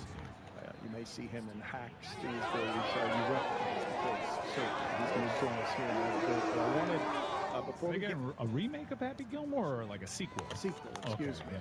A sequel. I'm not ready to say goodbye to those characters. My fault. So I wanted to get to Wow, Super Bowl 61. NASCAR this weekend. ESPN. I thought this was a curious. Why is ESPN getting a Super Bowl? That happened on X, where So they're doing a conference. I see the clip for the first time of Michael Phelps breaking down on Meet the Press, talking about his many mental health struggles, and to be great at what it is that he did, Stugatz, being underwater, the maniacal loneliness. I'm still rewatching that 2015 season. Right. I would imagine to be a But of course, the late Ryan Mallett. But Michael Phelps broke down talking about how he and Jay Glazer have similar experiences with ups and downs. And Jay Glazer's been very honest here about panic attacks and just some real dark mood swings where Dude, you're a sports announcer. are sort of like sponsors for each other, where it took Michael Phelps a minute where he was struggling with the idea of whether he should reveal or not that Jay Glazer was his mental health buddy, and then he just did. But Ryan Leaf now comes after Jay Glazer in a way that I found a bit startling, by writing, Glazer is a fraud when it comes to anything mental health or wellness related. He uses it for his benefit and really isn't invested in any of it unless it benefits him and his brand. Phelps is an inspiration, but it gives me pause that he muddies his mind with that con man. Now, I don't know what happened between Ryan Leaf and Jay Glazer, but to react that way to Michael Phelps saying that he's got somebody who's a life preserver when he feels like he's drowning, that's a poison that Ryan Leaf has in him that's embedded deep. When you can't hear an Olympic champion whose life has publicly been a struggle tell you there are times so despondent that if you've heard Jay Glazer talk about it on this show, you might be startled at the level of vulnerability that goes dark with Jay Glazer, because he seems to be somebody who is deeply wounded at his core and doesn't mind asking for help. For him to be a source of inspiration and help to Michael Phelps and have Ryan Leaf react that way makes me have more questions than I have answers about what the hell happened there that would make anyone feel Jay Glazer's a con man when it comes to mental health, when he's clearly struggling with stuff that he has developed himself a great deal of soothing for himself, that he could talk about it in front of people because he's always been hiding it under whatever it is that he thought masculinity was. Anyways, awkward transition from there. I thought Mike was going to comment there. I'm sorry. I thought somebody was, but I guess I only turned my microphone on because of the awkward silence. Yeah. Well, But then I tried to realize, like, how do I make this about NASCAR? I'm I trying to quickly think about- realized I can't. Right. Yeah. I was trying to think about where Glazer did Ryan Leaf wrong. Like, I'm just trying to think probably about one of them Fox right. pregame shows. It had to be. Truth be told, I was not at all prepared for the gambit. And I had already, like, I told myself, I'm only doing, like, one mental health segment today. So Right. it was just like, okay. The Happy Meal. Yeah. I'm at the quota. The Happy Meal, that's correct. We did 4 minutes on the Happy Meal, and that was Mike's quota for the day. And so, no one else. I mean, they both have public personas, and I think Jay Glazer has really bought a lot with it with the audience, where Ryan Leaf has struggled plenty in the crazy, I public. was already That 7 seems like a o'clock. personal beef there. I don't know what's going on there. Speaking of personal beef, Stan, I don't know if you watched the NASCAR All-Star race last night. I did. I watched it with the sound on, which is one of the first times I've done that this season. Because I'm super into NASCAR right now. It percolated a little bit with me, like during lockdown and stuff, because I was just fiending for sports. And now I finally get it. I got it. I see the light. Whoa! It's a great motorsport. I'm in on it. And I know that NASCAR fights, people sometimes question the authenticity. It goes along with the sport. It's not bad for the sport. This race, the All-Star race, number one, very confusing. There's an open beforehand, and then He made that shit look way too easy. points, but $1 million is on the line. Don't get caught in the weeds. Keep it going. Get to the fight. I am. You interrupted me. How do you make the All-Star? Stop interrupting me. Weird. Let him talk. There's points. Why? How did they get momentum bar? I'm blowing them up by 30. Gets $1 million. But in the first lap, Ricky Stenhouse gets pushed into the wall by Kyle Busch, and Kyle Busch, he DNFs, he goes into pit lane, and he decides after that moment that he's going to park in Kyle Busch's pit box and have a word with the crew chief. And the NASCAR commentary team pointed out that Stenhouse is kind of locked in here until the race finishes because there's no bridge outside. So he's just spending 2 hours stewing. He had changed out of his tracksuit into some shorts, and he decided, you know what? I'm going to get me some. I've had 2 hours to concentrate on this. He had other interviews where he said, someone may have to hold my watch. So he goes right up to Kyle Busch. Kyle Busch is an agitator. And He's an asshole. That's why his brother, Kurt Busch, can't stand his ass because he acts so damn pretentious. And a brawl ensues. And part of the brawl, you see that Ricky Stenhouse Jr.'s dad gets punched in the face by Kyle Busch. Then there's an absolute unit of a track dude. This dude in a tracksuit cleans house, and nobody wants that. This dude's a total unit. But here's a great angle. At first, I was like, it's a fake punch. Oh, my God. This angle shows you that Ricky Stenhouse was feeling feisty, and he connects with like the tip. That was on the outside corner, too. Shot in on Kyle Busch, and it was a pretty good brawl. And I love that NASCAR is just like, yeah, I don't know if any fines will result of this. I don't know that much about the sport, but this was pretty much covered like it's a regular occurrence. We've all been there waiting 2 hours to punch somebody, and the rage doesn't subside. Yeah, can we show the unit one more time? That giant guy? Can we show the one dude that was like, I don't care if this is staged or not. Right. Black and green tracksuit guy cleaned house, and nobody wanted any of that smoke. That giant unit of a man. Everybody has wanted to do this. I forgot I was on offense for a including second. this show. Here's okay. Big unit coming in. He's coming in hot. That's Ricky Stenhouse Sr. fighting with Kyle Busch. Ricky Stenhouse Sr. got clocked by Kyle Busch. Here comes our unit. Yes, he's just clearing people out. Nobody. Whoa, that is strength. And he's got the high ground, too. So everybody, he says clear out of the way. People clear out of the way. But this was a great moment, and there's so many great camera angles of this. Kyle Busch was followed by journalists, and there's actually beautiful cinematography for iPhone cameras. There's one shot where Kyle just approaches, but there's a great still from all this. There's a couple great stills. If we can find a still image of Kyle Busch approaching Ricky Stenhouse, who is there waiting for him, casually with an arm up on the truck, ready to fight. Can I get that one image, please? And what's so cool about this, Jimmy Clausen is Carolina's worst. You got the three. The immortal three right behind Ricky Stenhouse. That is a memeable photo. That is a great photo. Shorts were a bad choice if you want to look tough for Ricky Stenhouse. But yeah, NASCAR is here. I think it's having a moment, and that's totally internalized because I'm just a NASCAR fan now. But if you want something cool that isn't a fight, and many of you don't, many of you, your affinity for NASCAR begins and ends with the NASCAR pit fight. I get that. It's not for everybody. But something unprecedented is happening Memorial Day weekend, this coming weekend. Kyle Larson, who I told you, it's not my take. Wow. What made me get really into this was Marty Smith. Was Marty Smith telling me the worst Achilles Smith for the Bengals. For the Saints, the best, of course, is Drew Brees. The worst, Archie Manning. Archie Manning. Larson flew into this All-Star race. He flew in from Indianapolis. Why? Because he was busy qualifying for the Indianapolis 500, and not just qualifying, like barely getting in. We've seen Tony Stewart do this before. We've seen Kurt Busch do this before. Kurt Busch, I don't know how many times he even raced IndyCar, but he had like a 25th place finish. What Kyle Larson did was, as a rookie, he qualified 5th overall for the Indy 500. That's not what he drives. He is a NASCAR driver. In his first shot, he qualifies top 5. And what he's going to do this holiday weekend is something special. He is looking to be the first driver since Tony Stewart way back when to complete every mile of this double. He is racing the Indy 500 and he's racing a NASCAR race in Charlotte the very same day. And Kyle Larson actually has a shot, and this would be mind-blowing, a mind-blowing achievement if he does it in his debut at Indy to win it. But can you imagine if Kyle Larson strolls into that motorsport and wins its most prestigious race?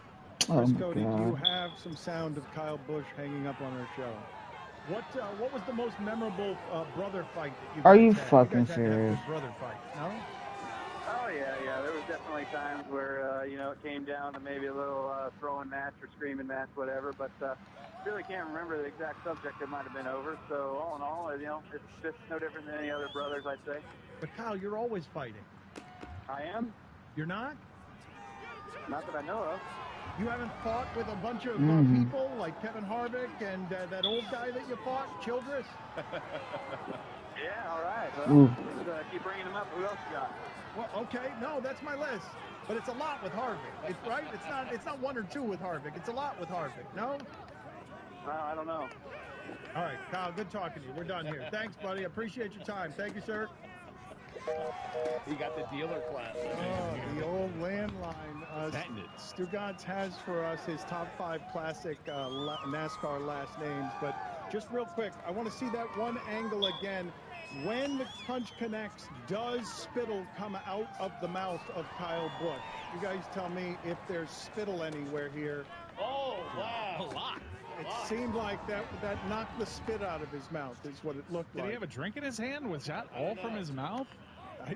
Play it again. We need to play it again. It looked like it was spittle. Stugotz, let's do your top 5 classic NASCAR last names. Any OLIs here? Yeah, I have 4. Mm.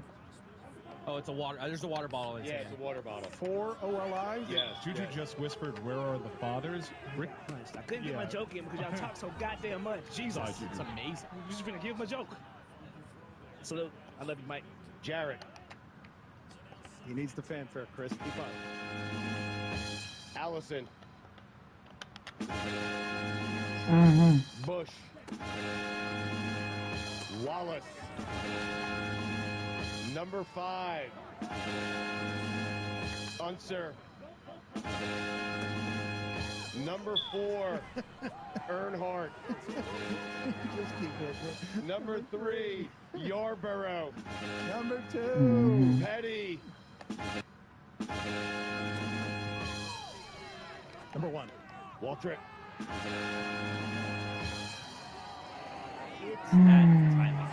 I don't understand. Why am I not in? Why did I lose momentum bar when I'm winning the damn game? Heck yeah, it would. And what better way to do so than by getting tickets on Game Time? Game Time's an authorized ticket marketplace in the NBA, which makes getting playoff tickets even faster and easier. I don't know. How is he even a commentator? We didn't even know what the hell he's talking about. Gets a tip off, which is perfect for people like you who don't plan things out. Or just really busy and you don't With NBC, actually. time to go to a game until the day of the game. And if basketball's not your thing, well, guess what? Come on the Game Time app right now. And what's this? Oh, Megan Thee Stallion is coming to town. I could also see Bad Bunny or Blink-182, Shakira, and more. Because Game Time has Not even. all Next. the high-profile events. Yes, Wilson! Go on the app and I can see the view from my seat. Sometimes it looks like it's gonna be great. I have no idea until I get there. But with this feature, I can actually see. Plus, they have the lowest price guaranteed. And as I mentioned, last minute deals.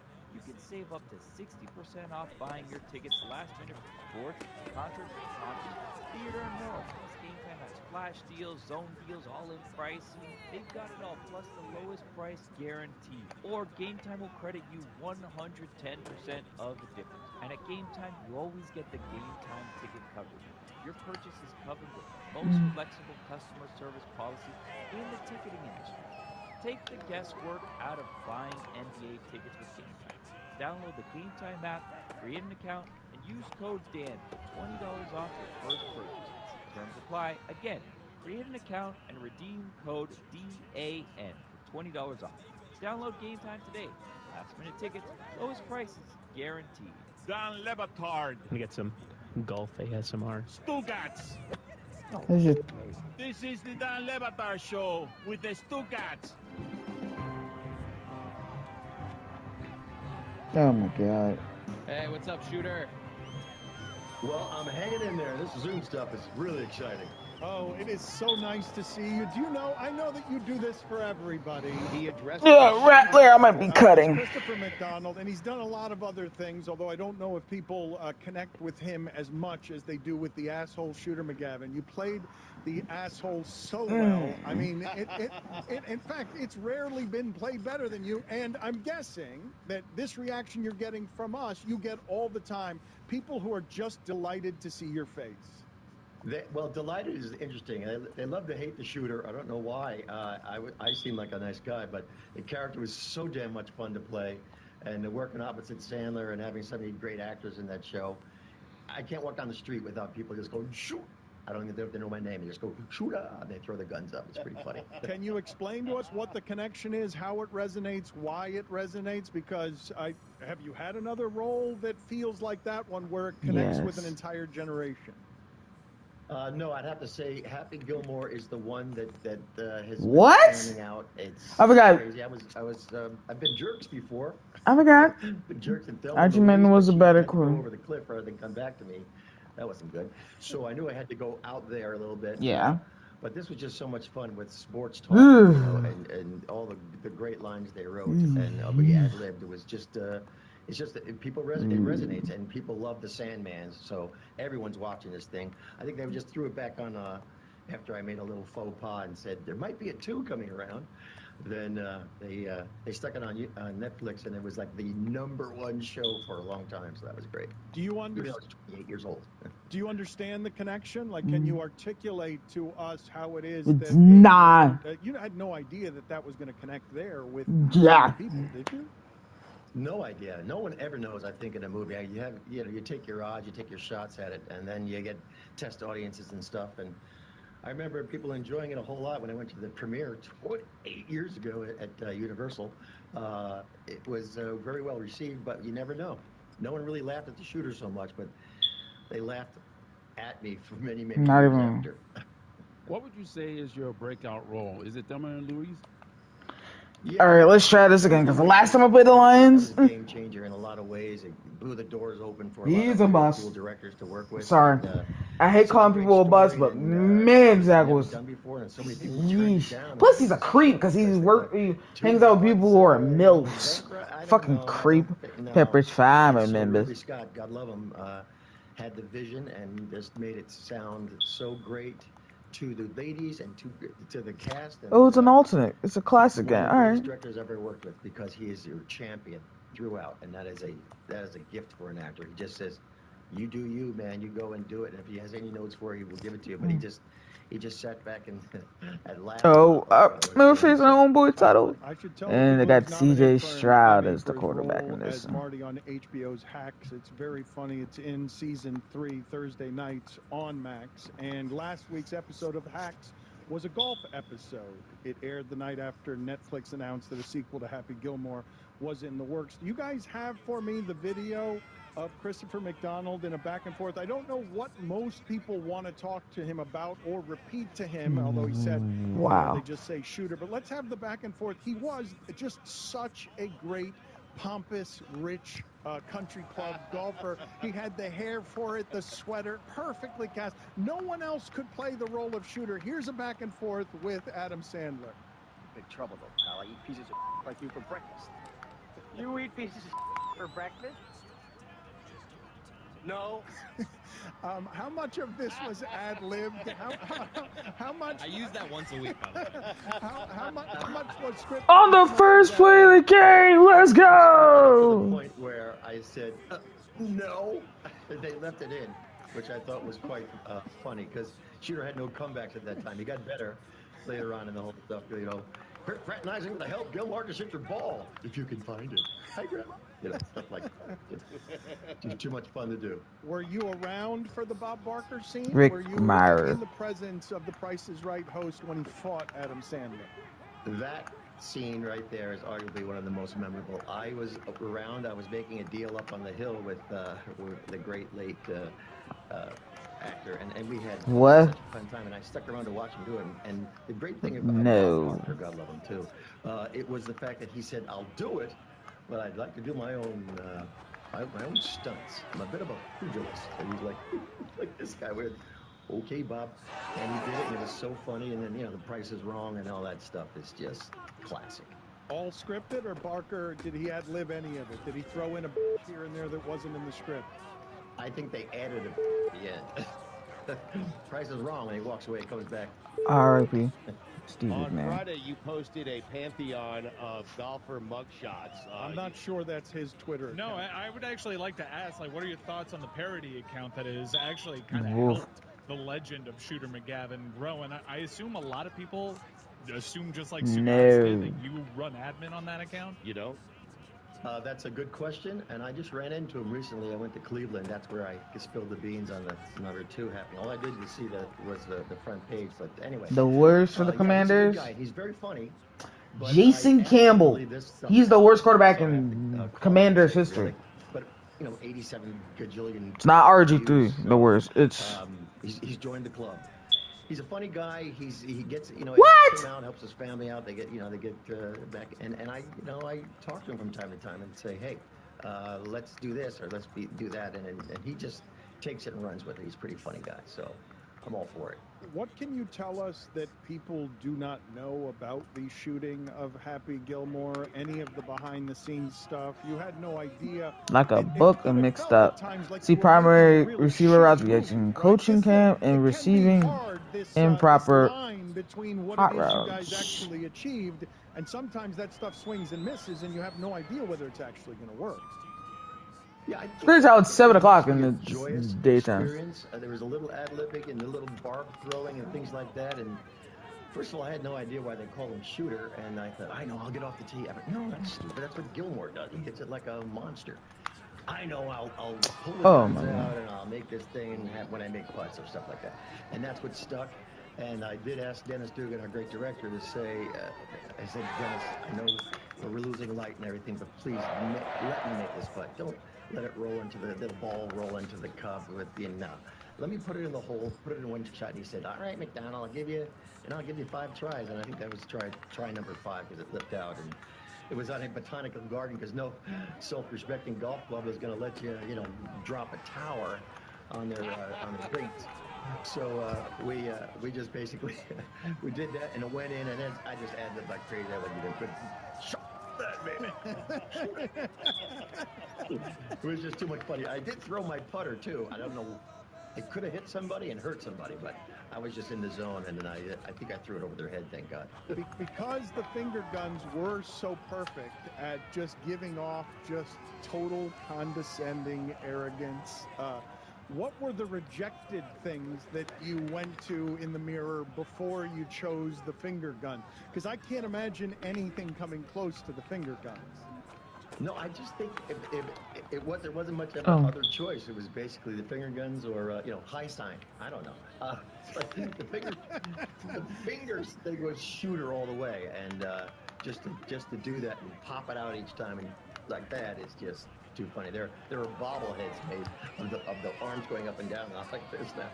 Who is the strangest or most unusual powerful person who has wanted to talk to you about that role where you've been taken aback? The strangest, most powerful person?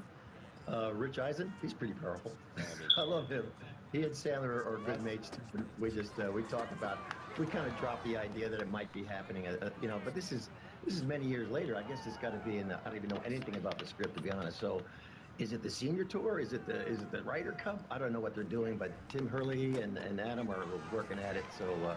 We'll see what happens soon. But Rich Eisen, Adam said, McDonald dropped the ball. What's up? He goes, good God, you trust Shooter? Come on, really. So, but it wasn't my fault.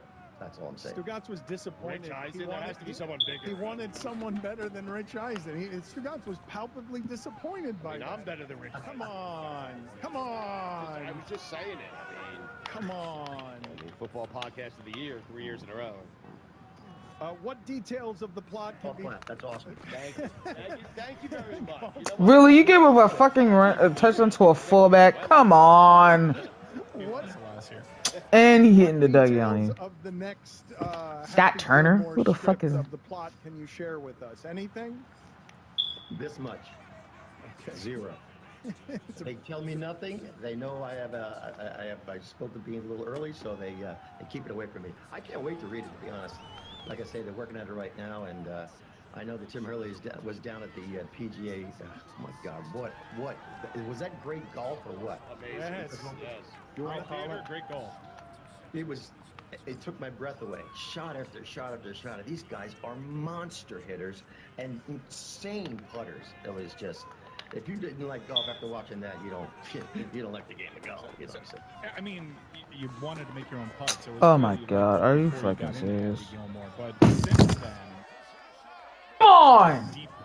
How does that keep happening every goddamn game? I'm not bad at video games! Because they all love that movie too. And you've just been, it's almost as if you're considered a real golfer in golfer circles. It's odd. It is odd. It is the most wonderful and frustrating and mind-blowing and exciting game.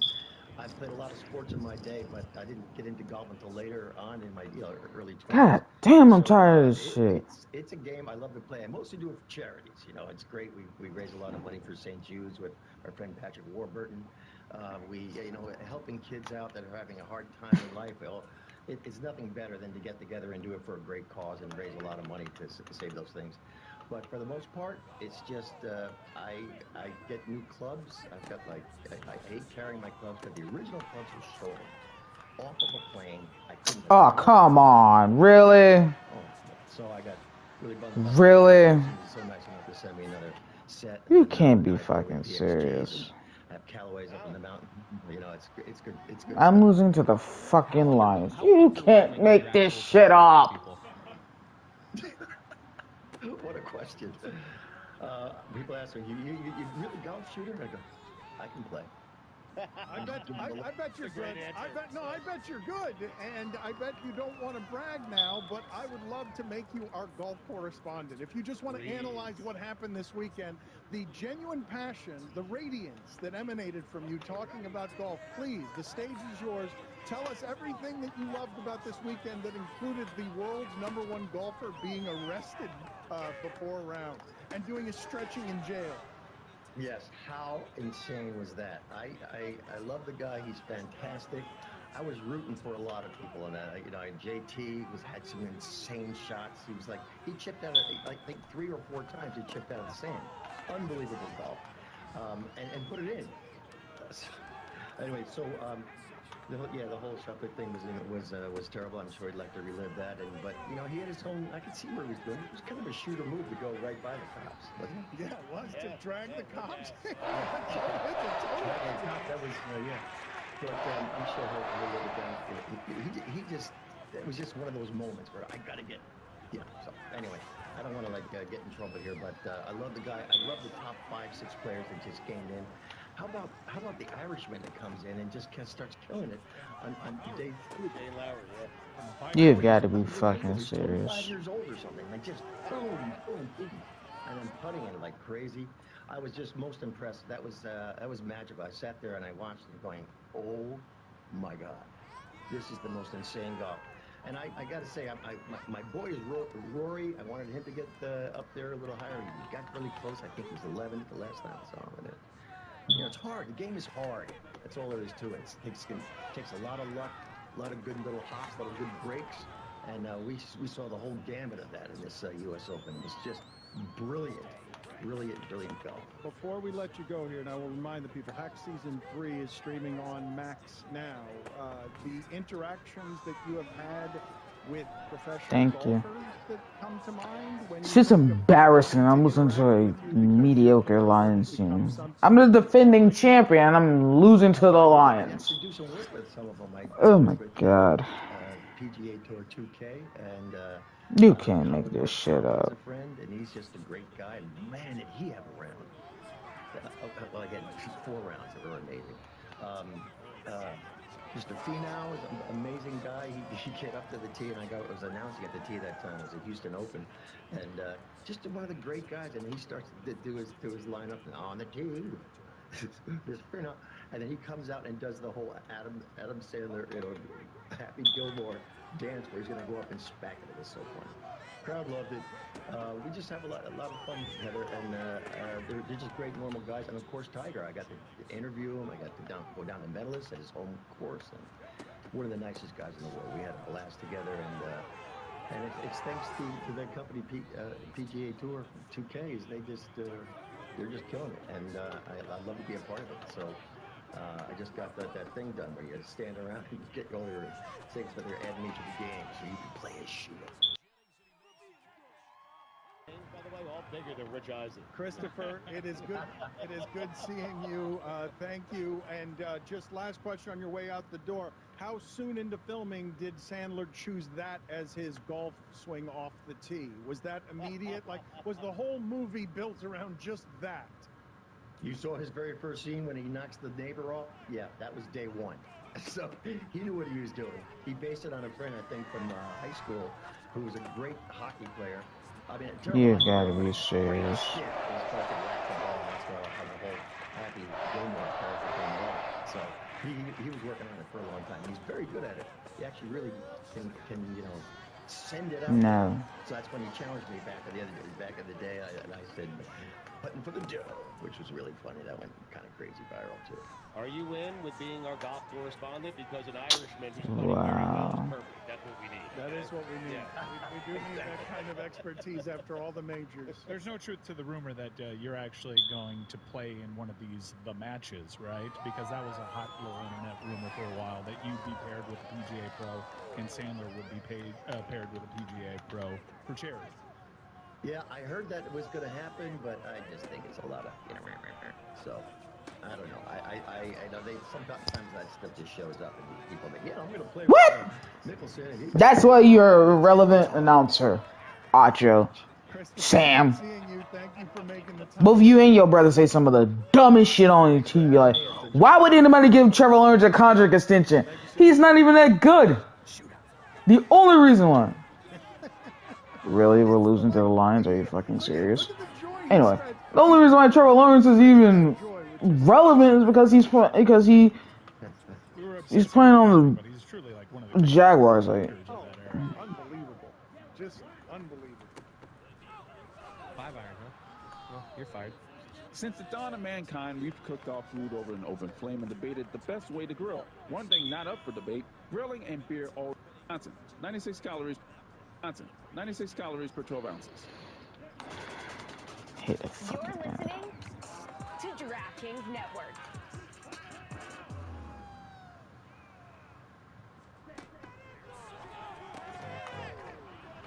If you want to just hang around, if you just want to linger around our show, just wander over whenever you want. I'm going to start the whole thing over again.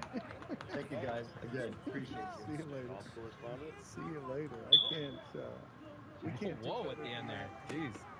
Can't do better. Like his laptop closing when he's taking us on a trip there. You've got to be fucking serious. I am losing to the fucking Lions. Are you kidding me right now? Didn't know what he was doing. That's correct. Would you guys? Did you guys get as made happy by that as I was? Yes. Just, I don't know. Stugatz was asking and didn't want to. Whoa. No. He wanted to bring it up tomorrow for Cody, but I'm going to bring it up now. You were just talking about. He does a lot of other roles. I can't associate him, though, with a close second place on that role. Yeah, I'm okay with you announcing what it is I told you. I'm just not certain he knows how to get out of Zoom, so he might still be there in some way, shape, or form. It's a one-character Hall of Famer, is what Stugatz was saying, where you can associate somebody with other roles. I love him in Hacks. I do. I've enjoyed the first 2 seasons of Hacks. Mike Schur was involved with that, and it's a very good show on Max, but I only associate him with Shooter. I can't see anybody else, and I'm not sure how many movies are like that. I would assume comedies are better at producing that kind of character than anybody, and than any of the genres, and specifically, I would say, the asshole, the 90s asshole, or the 80s asshole? Just somebody who are the most memorable assholes in the history of film? Bradley Cooper made a really nice career for himself after playing an asshole in Wedding Crashers. Whoever the guy who played Biff, asshole. Yeah, nice little career too. Like, I guess key to being an asshole is like a sweater around your shoulders. Yes. Is this how much of an asshole does that make you? Stan Gabriel, Revenge of the Nerds. Ted McGinley. But aren't we playing you think of this person as that one role? Because Bradley Cooper, I think of other roles now. Well, he did get his start with that jerk role. Yeah. What about Stifler, Sean William Scott? That's an excellent nominee. I'd go a different sort of character. Role models file. Jeremy Piven's Entourage agent character is a different kind of asshole, not the same kind of asshole we're talking about, which is like kind of the universal high school asshole. And a great comparison, because Christopher McDonald's had a great career, illustrious, a ton of roles. Jeremy Piven, a ton of roles, a ton of memorable roles, but the one role was just so head and shoulders what he's associated with. He made that show. That show wasn't that good. That character, based on a real Hollywood agent, over-the-top asshole. It was very much of a time. I've done like occasional. I see clips pop up on my timeline. I see an episode. I'm like, wow, I used to Sunday nights. I used to be about this. Ralph Fiennes, whoever plays Voldemort, asshole forever. Oh, the best. He had Ray Fiennes. The English patient would like a word. Ray Fiennes is not in this discussion. He is a thespian. I don't believe that... Schindler's List, like, he's known for a lot. Shooter McGavin, maybe he'd be insulted by this. I don't mean it as an insult. Thespian, like, he's a good actor. He's indisputably a good actor. Yeah, first number running back 7 is, tight ends. Sandler movies in general don't give off thespian, even though I would say that Adam Sandler is a good actor. I would absolutely say that. And I don't think, I think most people would treat him as a punchline, but I can't watch Punch Drunk Love, which is a legitimately great movie, and see him as anything other than a great actor. Juju, what did we get right today? What did we get wrong? What did we not cover enough? Totally different when I'm here. The guy who Home Alone, the big brother in Home Alone, he's an asshole as well. Yeah. Also the good the stepbrother. I think we did a great job. We didn't necessarily cover too much of Luka and the heroicism that it takes for that team to get past the Thunder, but I think we did a phenomenal job. We got to the NASCAR a bit late, though. That was a little late if you ask me, but supreme job by us. Supreme job. Why is it different when you're in person and everyone's around? Do I need to kick everyone out of the room so we can speak more honestly? As a matter of fact, we did have the biggest flub. Speaking of flubber, Shooter McGavin, that was a great movie by him as well. Okay. Happy birthday to Christopher Jr. You gotta be serious, guys. You can't hold your goddamn block. I don't care. Good luck. Man, he had some kind of face on when you started with the flubber mention. Yeah. It was like, come on. You celebrated yesterday, though. Let's be honest, we all celebrated on Friday. What age? The worst. I would argue that I am celebrating, if we ranked the first 100 birthdays of one God class. damn, man. Catch the fucking ball. That's what you're here to do. Just in terms of relevance. You want to rank them? I'll do that for tomorrow. I'll rank all 100 birthdays. No, actually, I'm going to give you a second and you're going to do it now. Oh, okay. 43 is better than 37? Just top 10 worst birthdays. Top 10 worst birthdays. And I've got to castigate Stugatz on something. What? And the group. And it's an omission by Juju in what's supposed to be a correction segment. An atrocity that the Andrettis didn't make Oh my your God. list of top 5 names in racing, or OLIs, that the Andrettis didn't make anything in the top 9 for you. I did say NASCAR, they're more indie drivers, so but I'm upset about it. And I will be upset about it the entire day. How do the Andrettis as a family and just a funny name not get into your top racing last names of all time? Bad job by me. An egregious omission. Age 8 is really not great. Not great birthday. So you guys think 37? I think 37 is I mean, it's not a great birthday because it's just a random number, but I think I've longed to be 37. I remember that as I remember that as a greater time. 47. And, I have the top 5 worst. No, not worst. Just top 5 useless birthdays that you don't have any use for. Okay. Any OLIs, or we're going straight? No, we'll just go number 5. Number 5, 22.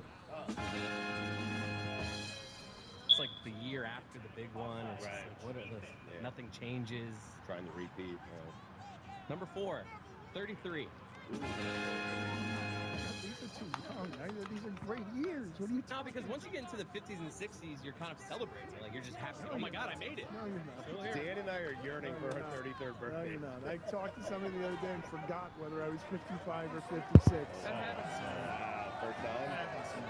Number 3, 37. Number 2, 56, actually, Dan. And number 1, the most useless birthday, 11. I think we can all agree on that. For sure. Nobody answered my question on what you do while you want. Is it Luka? Is it Kyrie? Is it Cat? Man.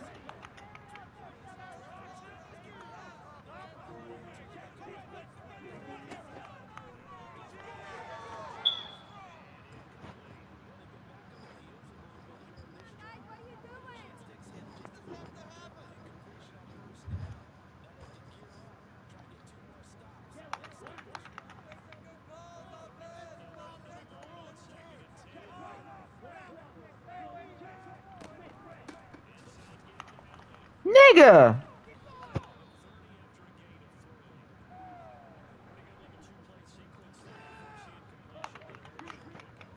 We're working on it.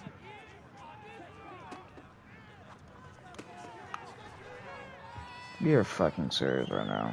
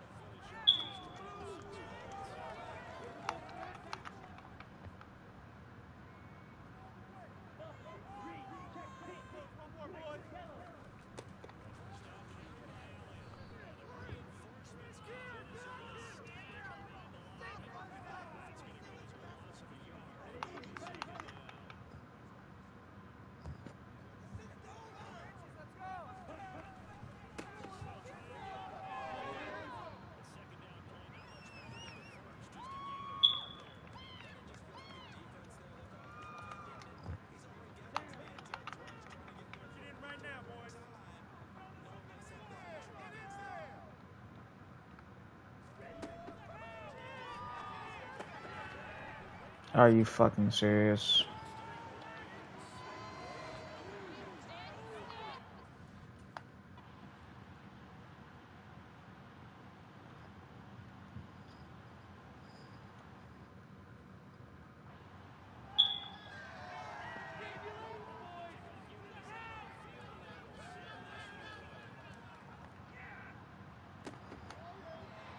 Nigga!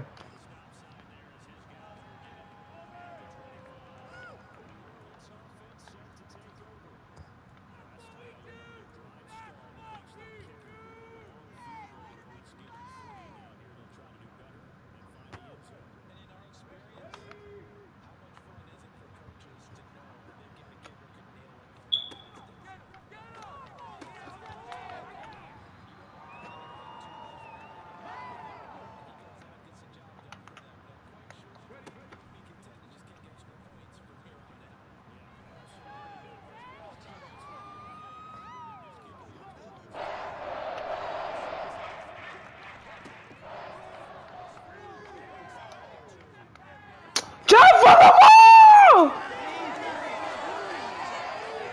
Come on, people, jump for the ball!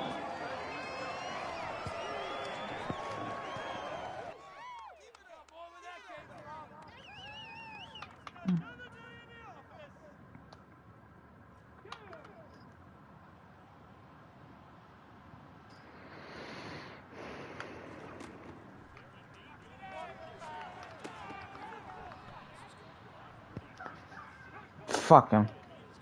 Fuck all celebrities, because all you gotta do is complain if somebody does any little thing wrong to you. Fuck you. Can't stand those pussy bitches. Sick of them fuckers. All they do is complain. But if we say something as a normal folk, we're in the fucking wrong. Oh, okay. Fuck you.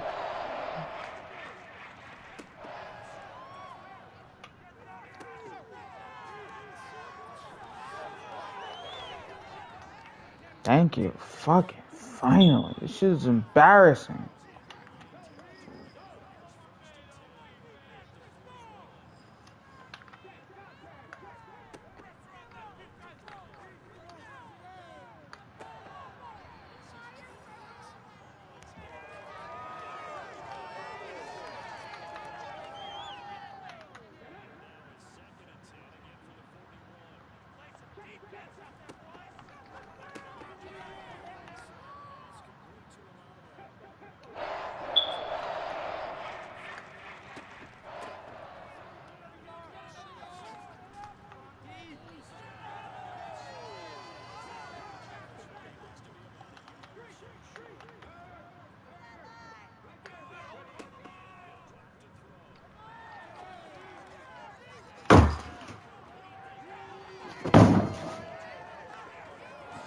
Ah!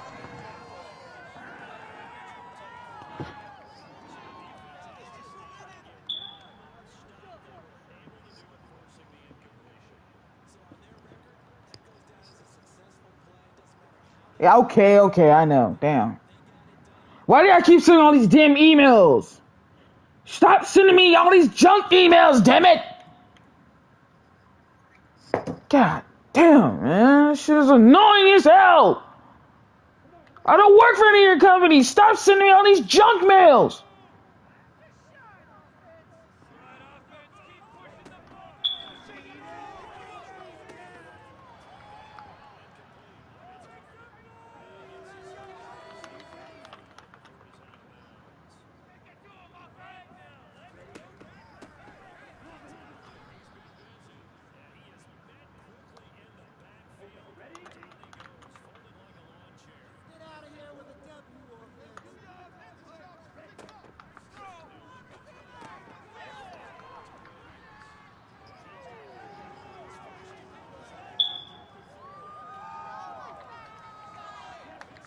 But I mean, he was a fucking asshole.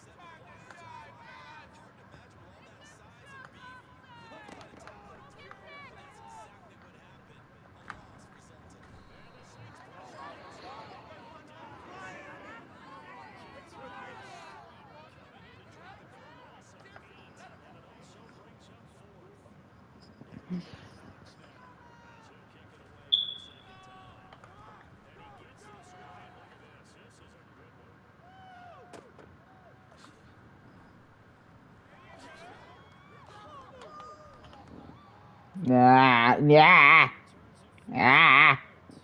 That's never good.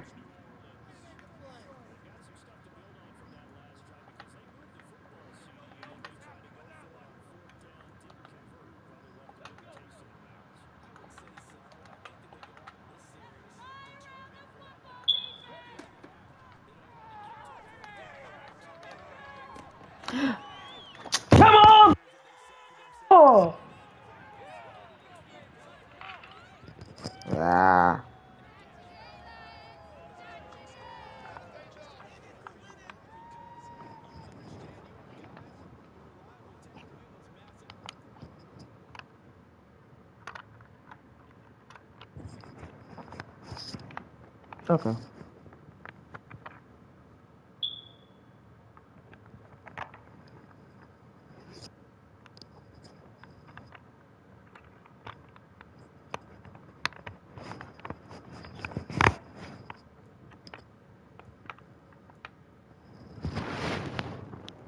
Alright.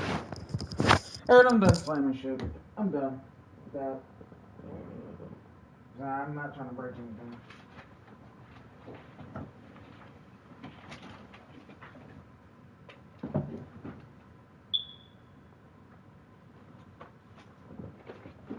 Little hearts.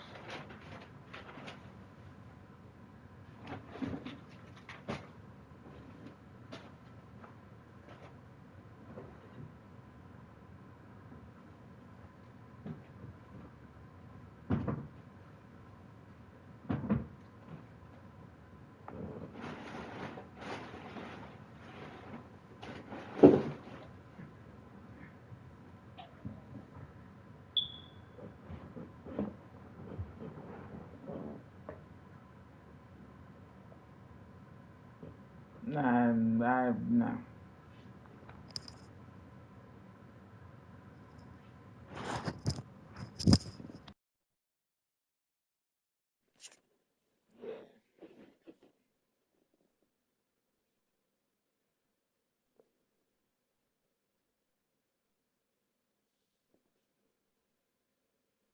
I'm highly annoyed right now. Because I'm not this bad. I don't understand why I'm struggling. I don't understand. I am not this bad at video games.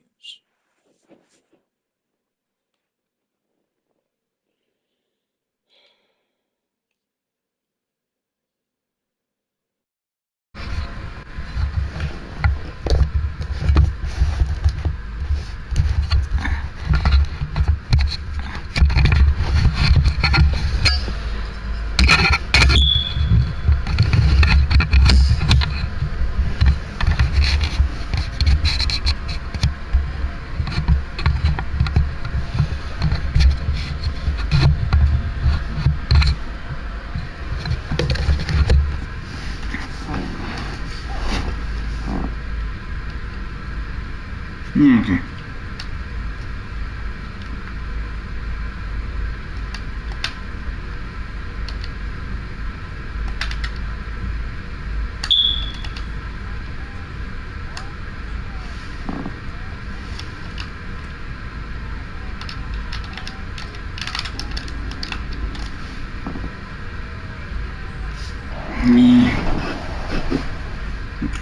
I don't get why I'm struggling.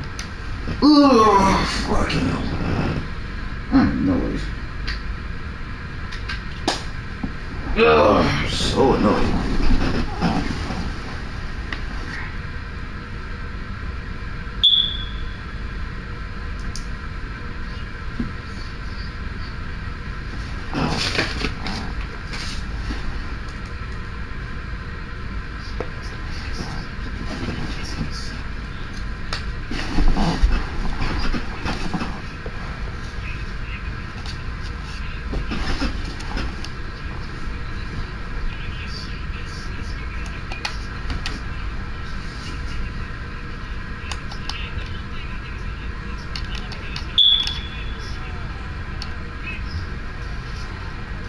Thank you. Finally.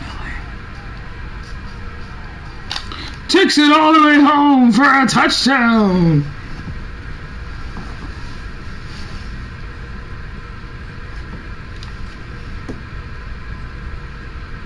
I've never done that celebration before. Ow, my ankle. I'll go for 2 to make it a 3-point game.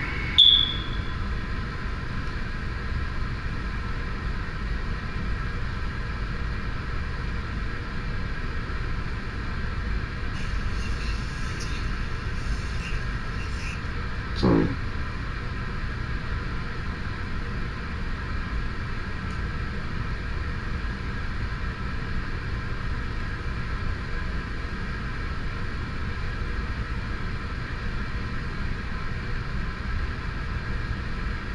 that's the one.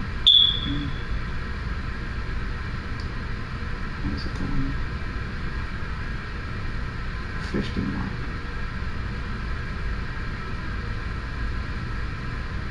Sherman 49.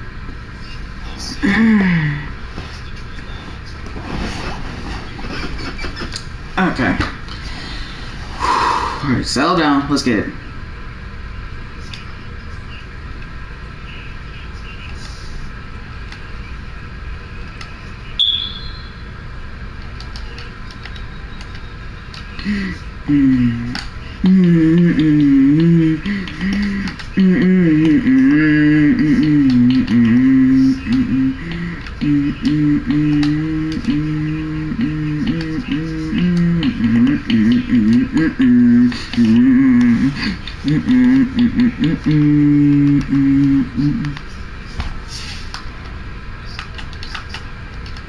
I mean, it's college offense. College defense is just shit.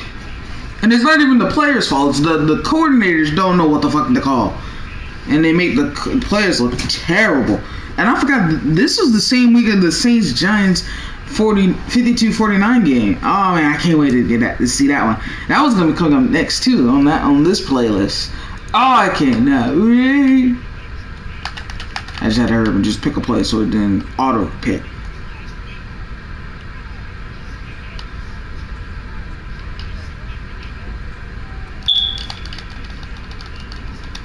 No, sir.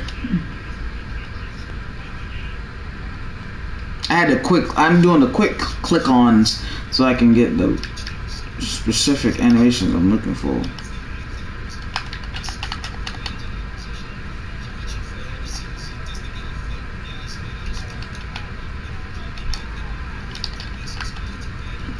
Ow!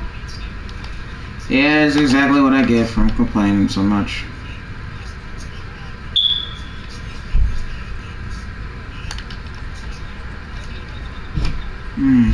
Damn.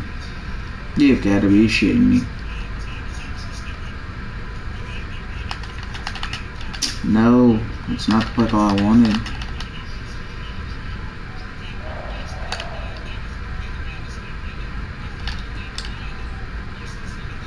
Oh, no. What? His feet were in bounds, are you serious? Yeah. Chris Conley, who's not a Texan. And I think he also won the Super Bowl with the Chiefs in 2019. But I was making sure he didn't go up the field.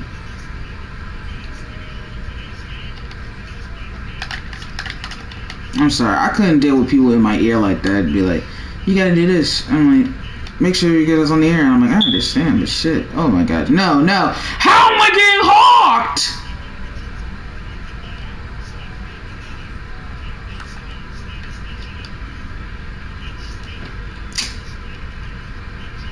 Some bullshit, bro. I'm 99 speed! God, I fucking hate that animation so much.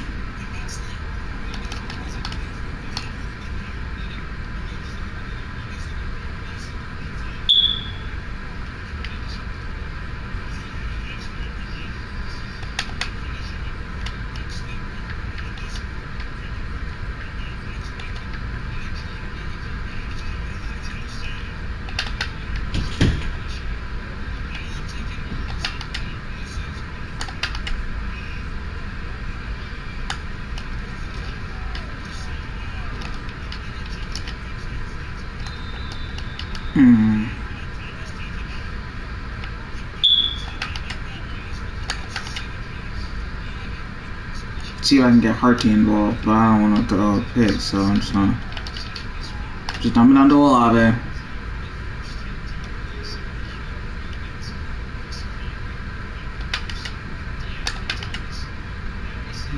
Jennings is not gonna be able to, so I'm gonna try to get the Callaway on the deep dig. Let's go! I actually threw it in perfectly.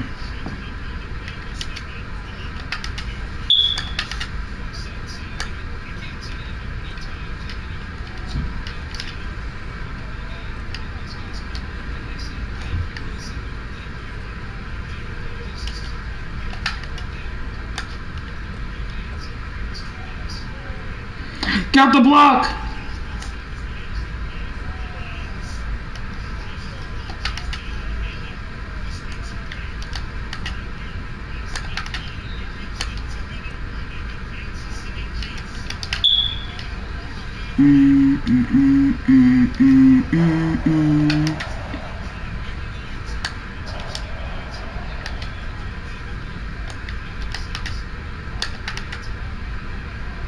Yeah, he had an out route, but oh god, what the fuck? I'm stuck kicking a fucking field goal.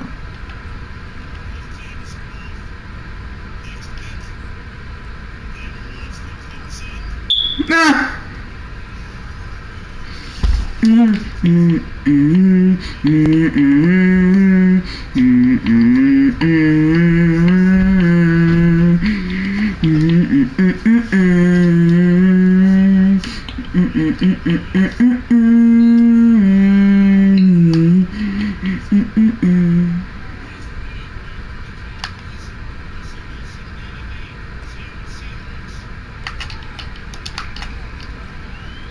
Wow, they're patient.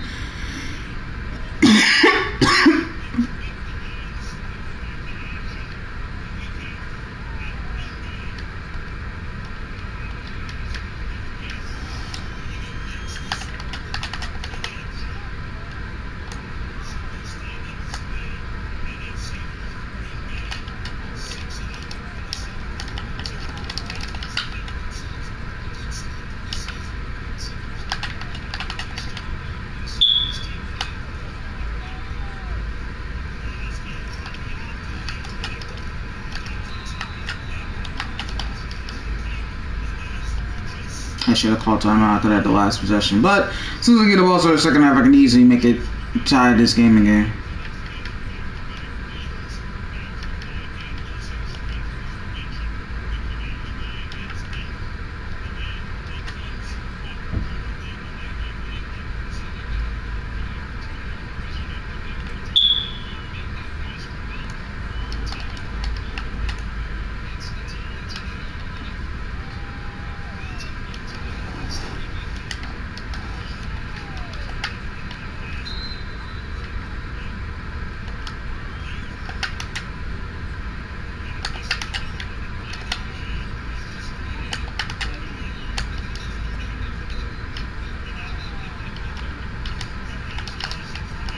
Oh, come on. First throw, the second half, bro. What the hell?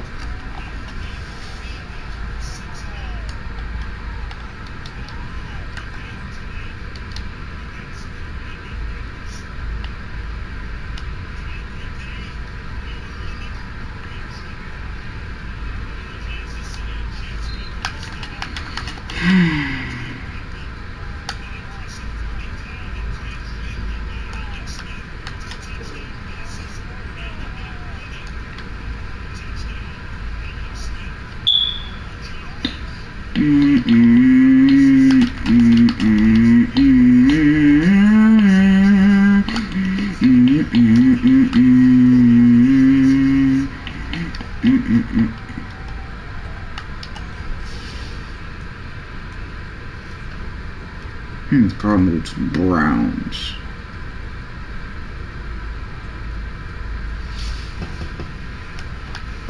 Whoa, what the? Well, it is 8 o'clock, so.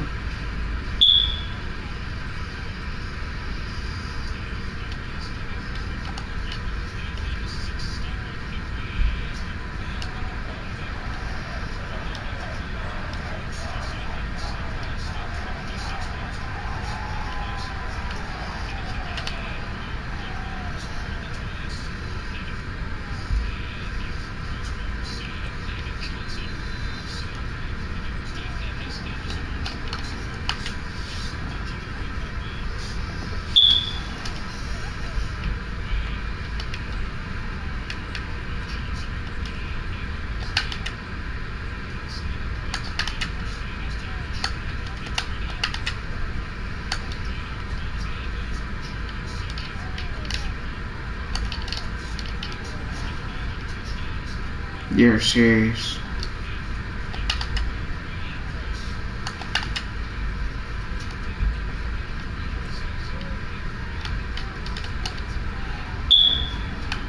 Thank you. Finally. Alright.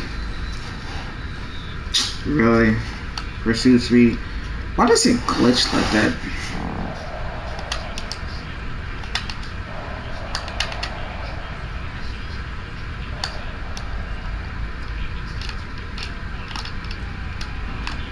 Oh my god.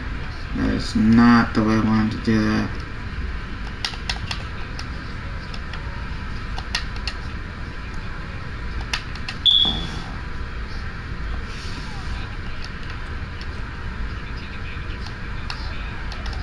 Damn!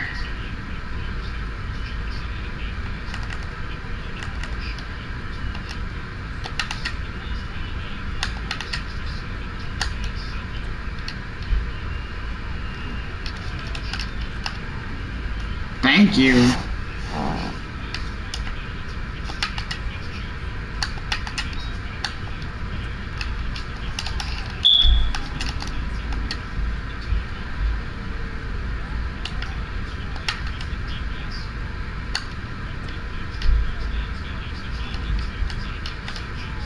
No!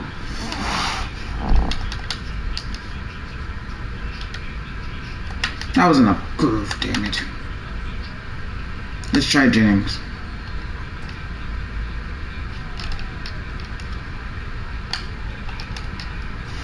You're serious?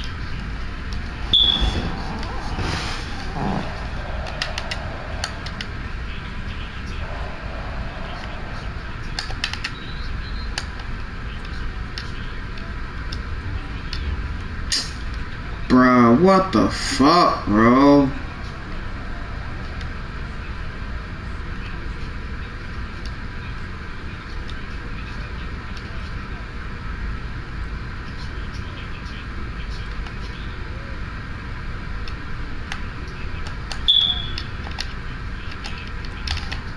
Oh my god.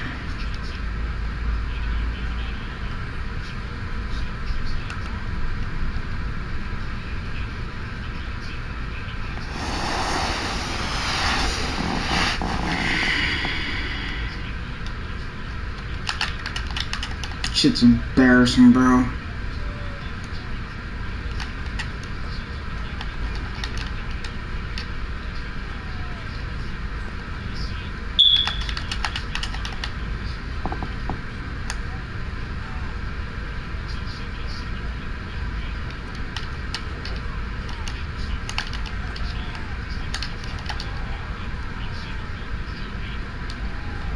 I hate this game so fucking much.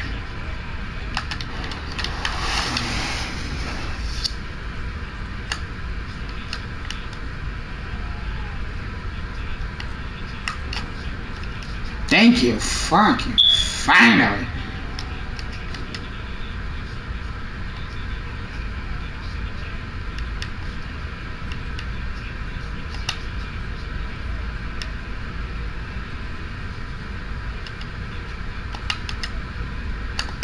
See if I can get Jennings involved.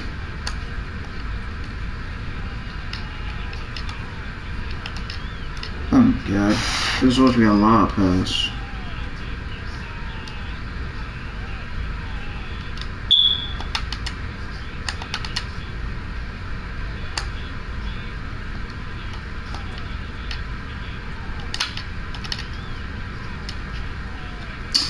Bruh! I am not this bad! Why is this happening?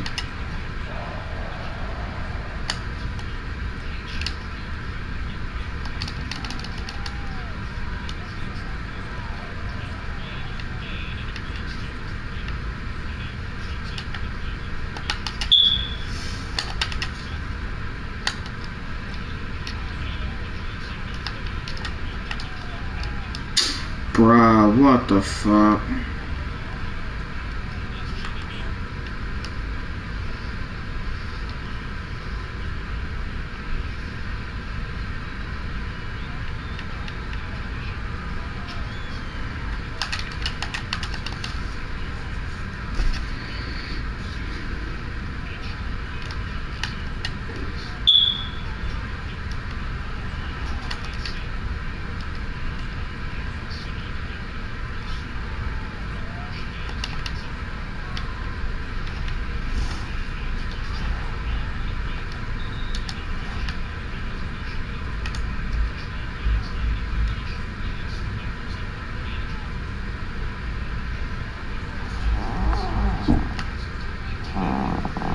Bruh.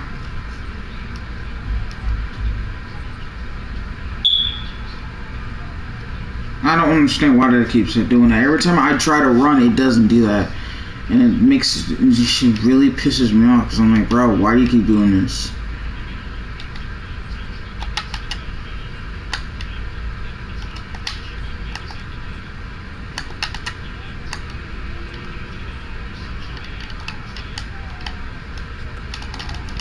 Thank you. Finally, I got a deep ball.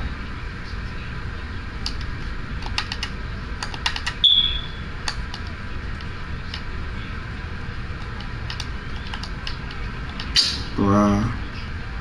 I don't know why you keep doing bullet passes. I'm trying to do lobs.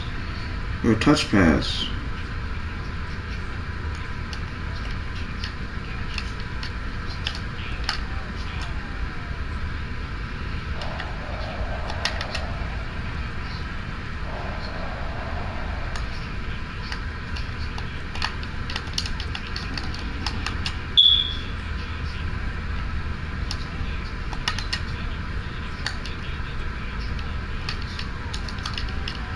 Thank you, fucking finally.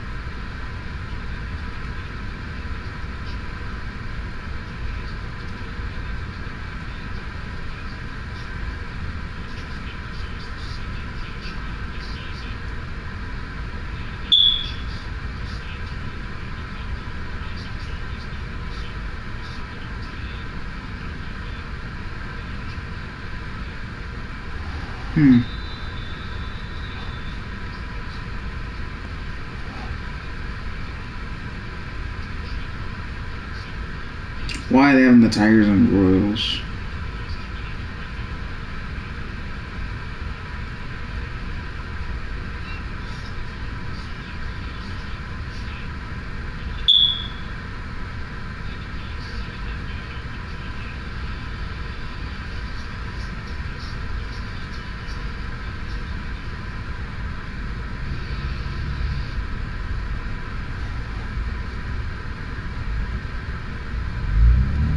Shit makes no sense why that shit keep buffering like that.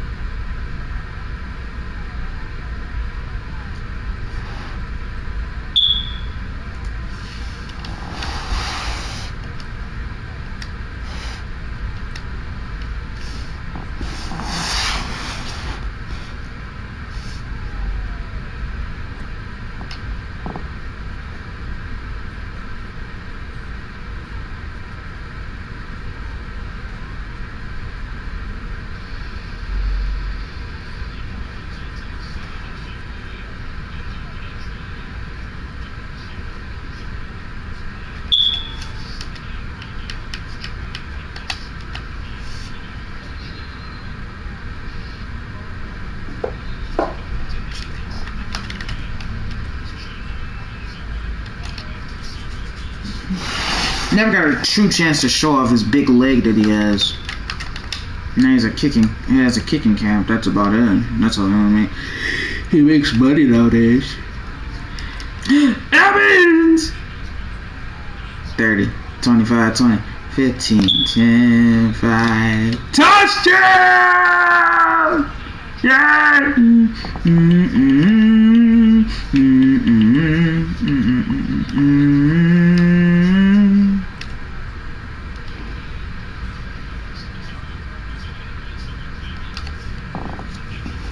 Okay, good. Chris.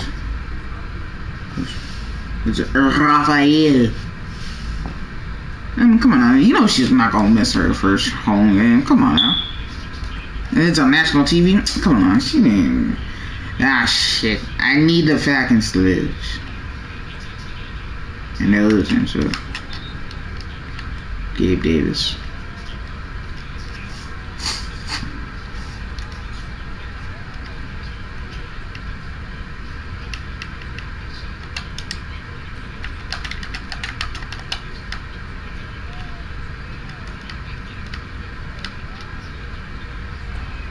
Good defense.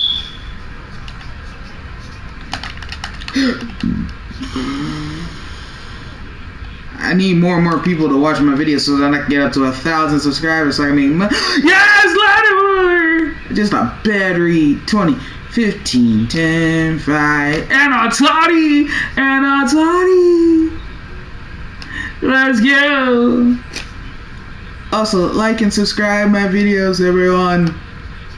And subscribe to my videos on my channel. Help me get up to 1,000. Up to 10,000. Let's make it 1 million subscribers on the road.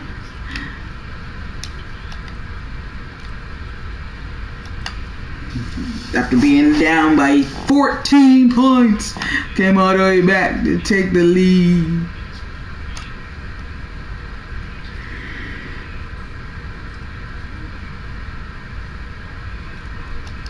You can hear how hard the wind was whipping in this game.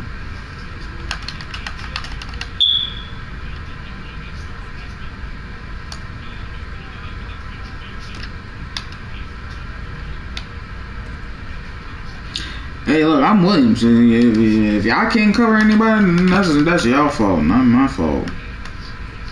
I'm covering the people I'm supposed to cover.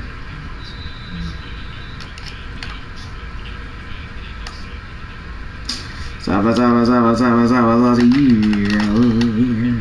you got to. Yeah. Damn, he played with a lot of injuries. Andrew, look, how the hell can you breathe with a fractured rib?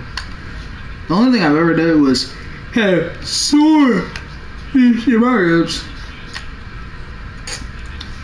I never had something crazy like that happen.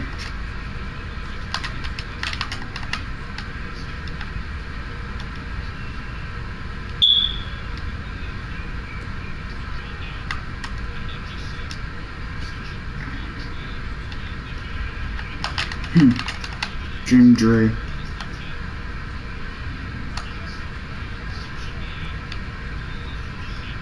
Come on, guys, you're doing something.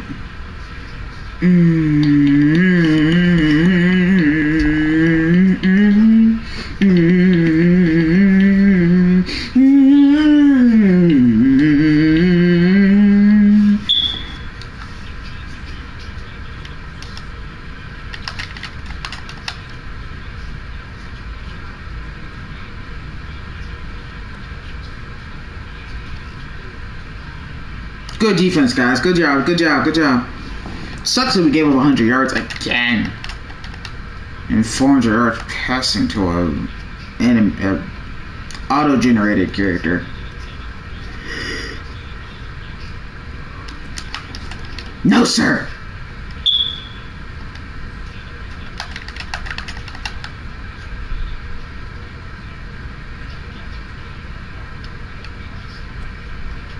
Yes! Defensive stop! Ezekiel Elliott and CJ Stroud. I'm crazy. Oh, he's a Pittsburgh guy. But he's from Texas. Philadelphia. Punch him.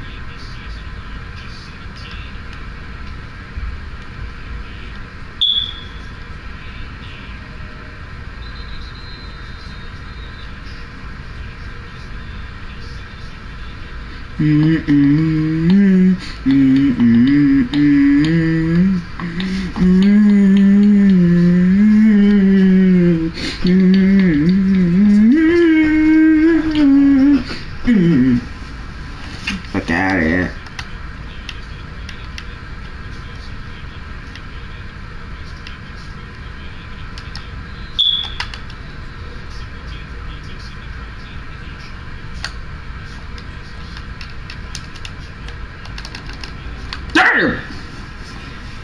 Grubs, you didn't have to pop me like I hit your mom or something. Damn. Hit me like I stole something. Oh my gosh, really? You getting honked by a defensive lineman? Perfect time to get LIV in the zone. Come on, get there. Yes. Ah, shit. No. Oh. Too far. I would try, but it has to be Raven.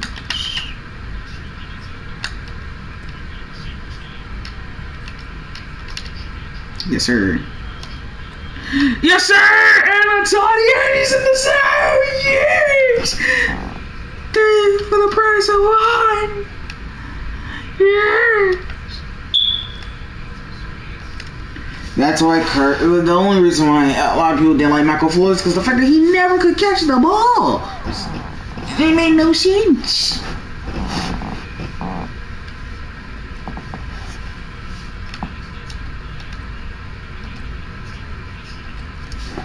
Jabba, wrong.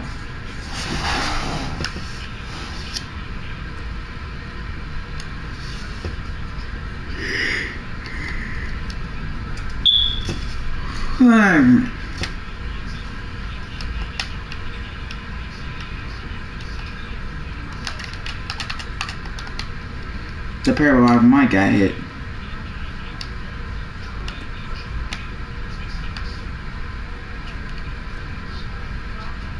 Hey, y'all gotta do the rest of the plays. I'm only controlling the guy I'm controlling. But if y'all can't stop him, that's on y'all.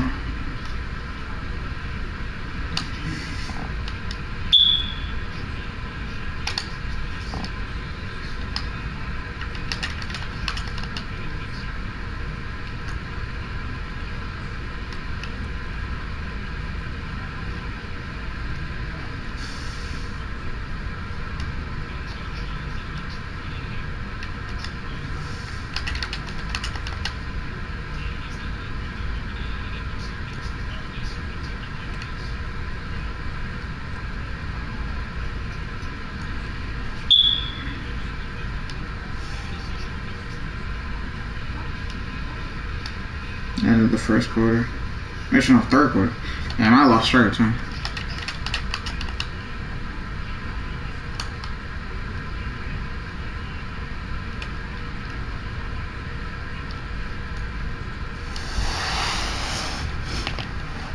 Damn.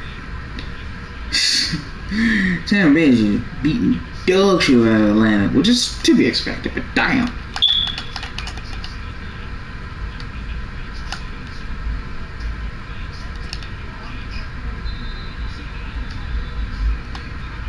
Let's go defensive lane. Yes. Anyamata. Just straight actual Davenport. Just a that's not what I wanted. That's the play I wanted because of the deeper routes. And I can see the play call. I see the defensive play, the wide receiver route. Nice. Oh no, sir. Let's go! Damn, I wanted the user pick 6. Ah, shit. And Atlanta just scored too. Ooh, but I timed it perfectly. I was surprised I even got there in time. I honestly actually didn't want to get the ball, but I was like, you know what? Let's go for it. Let's go for the deep ball and let's call it a day.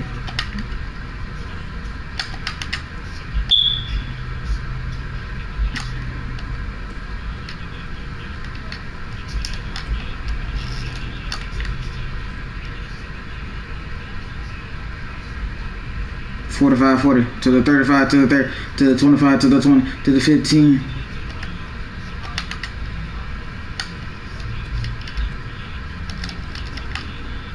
Wow.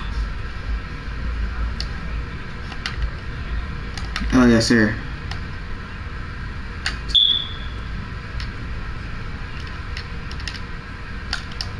No! I was in the zone! You asshole! Oh! I gotta do it all over again! Fuck you!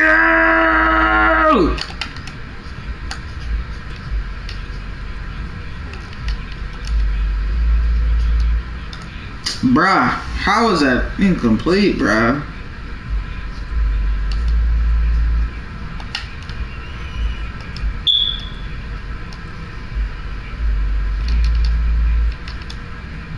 Oh my god.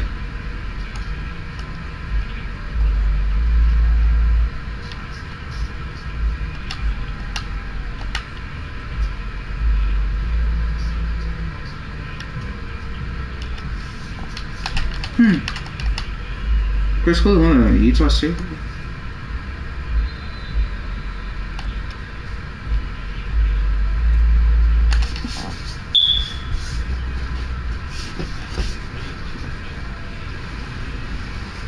Not really he didn't really get a chance to, you know, truly be successful.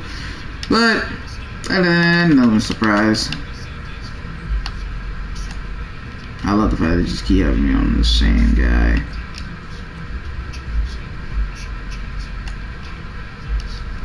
Yanni Badger, brother.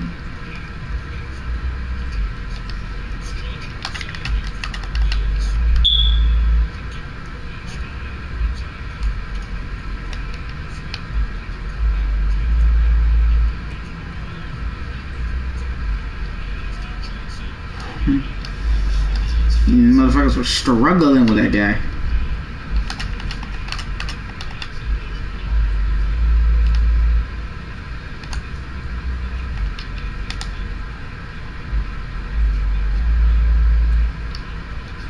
Wow, you let that through. What the hell?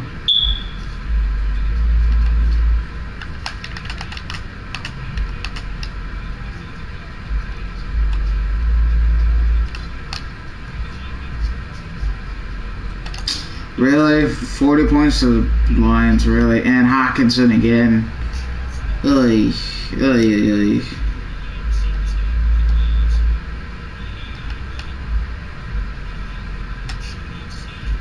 So how did I lose momentum bar?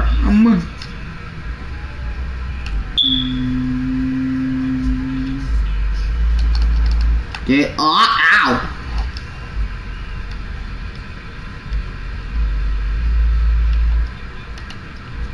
I need more people to watch my videos. I'm trying to make money, people. No.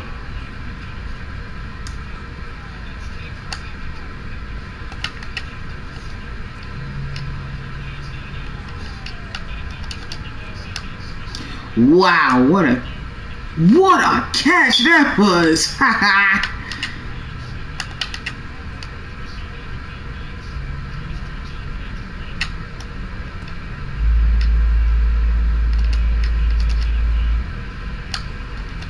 Oh my god.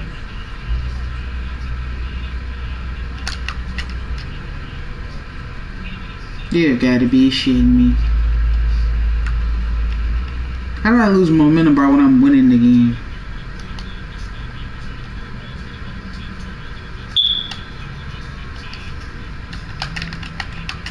Now they got me on Pete Werner.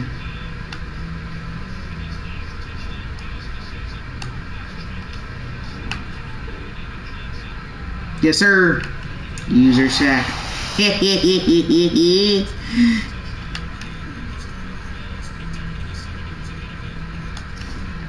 Mad that I threw 3 picks in this game, but so far so good.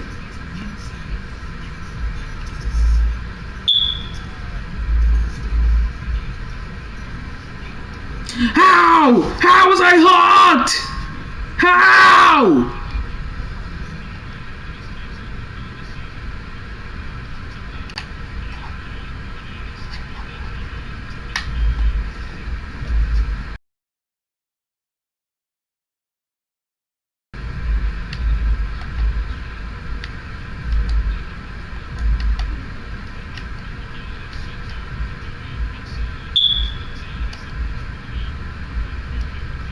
Let's try this again. I don't know why it dropped. That was weird.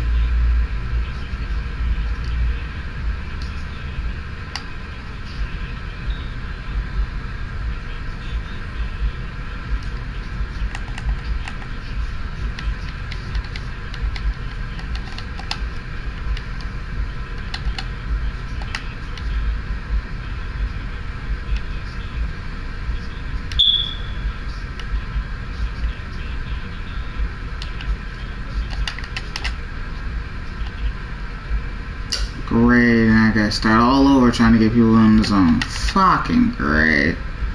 Confusion like a book. That was weird. Bruh, you seriously can't get past him? Are you serious right now? Whoa.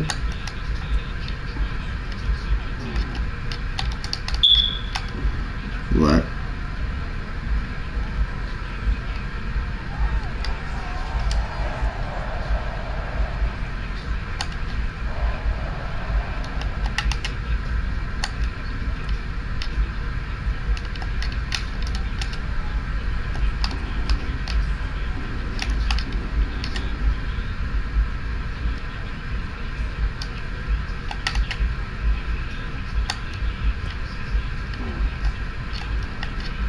Wow.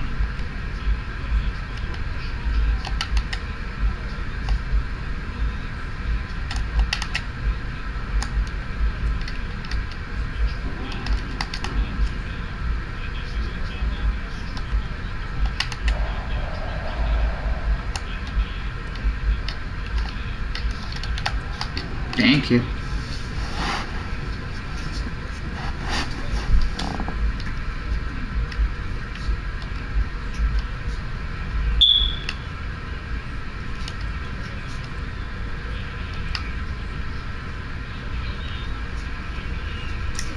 Ball game. 25 to 20.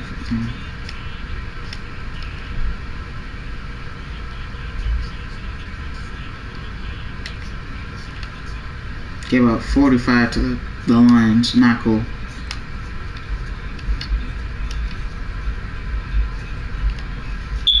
I'll try to finish the end of this game and then just log off for the night.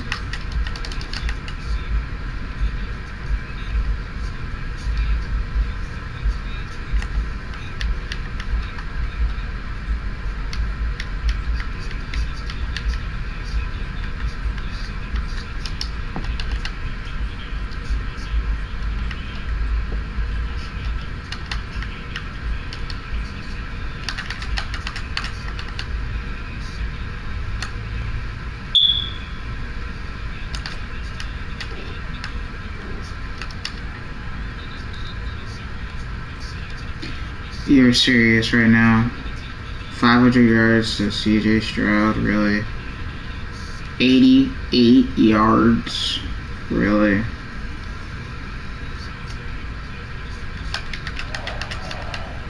You can't make this shit up, bro. This is why people hate Madden, because the defense is so goddamn awful. No matter who you are, no matter what gamer you are, no matter what YouTuber you are, Madden's defense sucks ass. And it makes it seem like everybody doesn't know how to play Madden when it's not that hard to play. But it's just like the defense is just shit for some reason.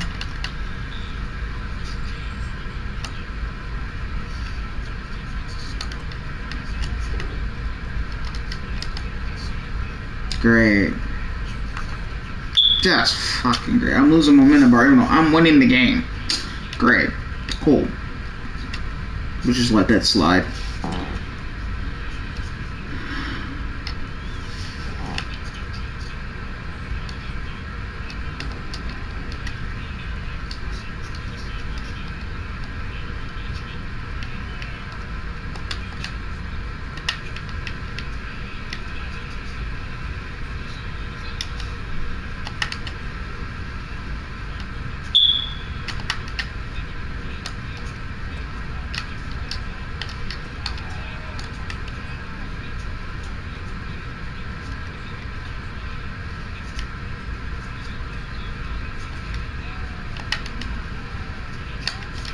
Underrated tight end, Gary Barnage.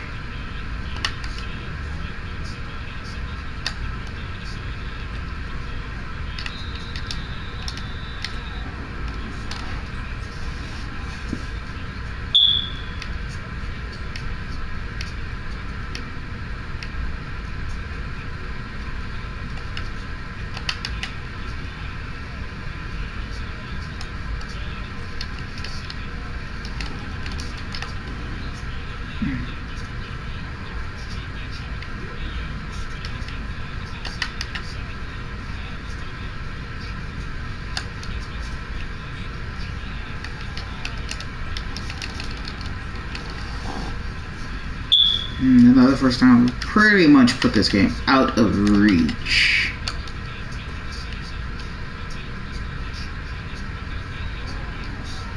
Yes!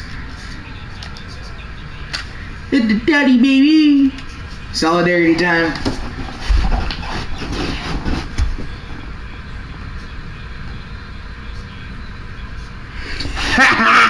And the quarterback on the read option. He's in the zone read. Gets a block. Breaks the tackle. 25-20. 15-10. Holy. Damn, Trotta. Who the hell is it?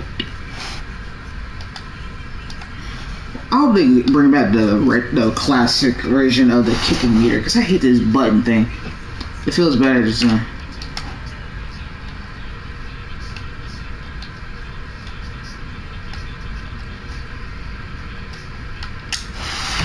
wow. I'm mad at the fact that I was 70 points to beat these guys.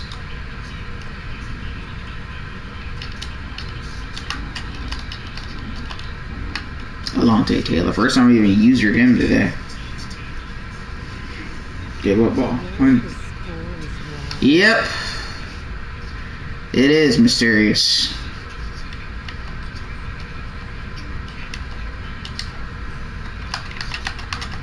Yep, this is Madden for you. The defense is so bad, everybody scores a bunch of points.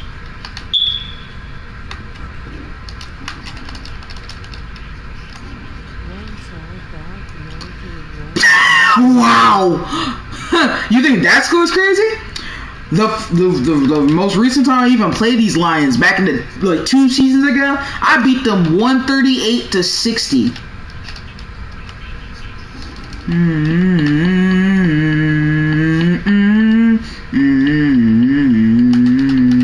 I forgot Eli is from New Orleans, just like his brother Peyton.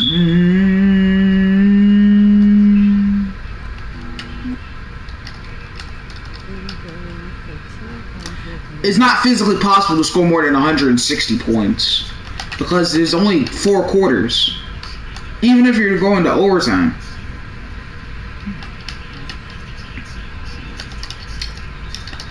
My average of scoring is 62 points a game, and I hate the fact that I give up 44. So that's only an 18-point differential. In NFL terms, that's not very good.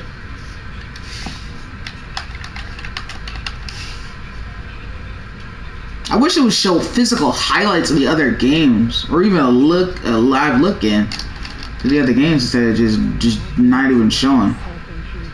Okay, that's respectable. 70 points a game. What Madden do you use? Because I'm right now doing 23, but I'm thinking of getting 25 or college football 25. Yeah, great. Touchdown. Great. Okay, so you're using 24. I've heard 23 and 24 are like the worst ones because of the software issues and all the bugs and glitches and stuff like that.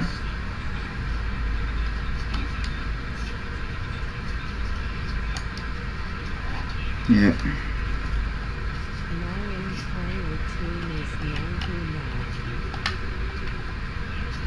Mine is almost 99 as well.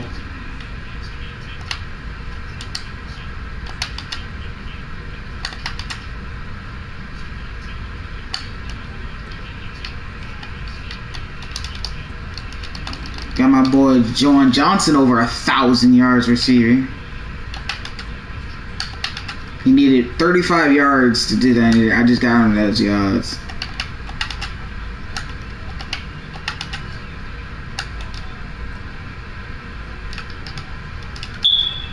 Ah, Archie, no!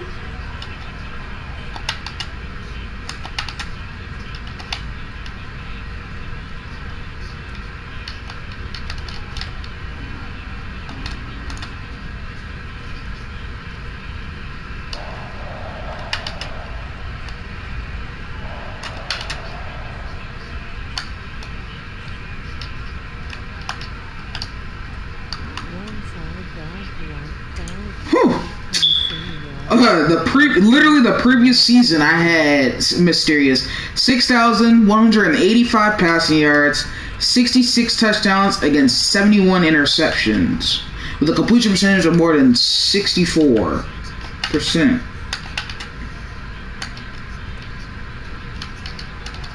Ah!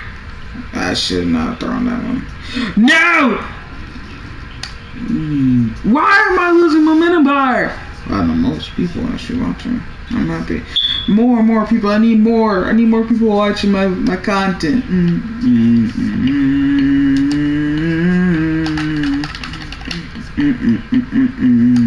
Oh, I want Jordan Miller. Let's go.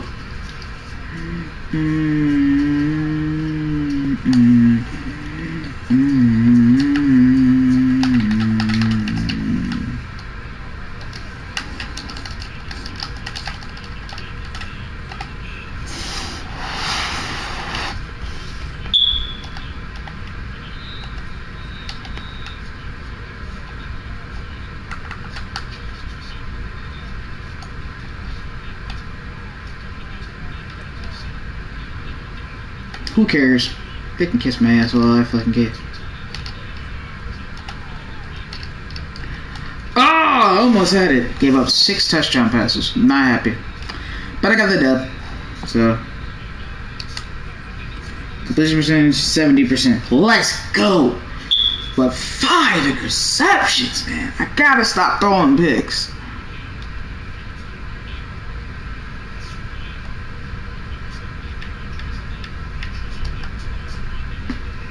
Brett Sweeney.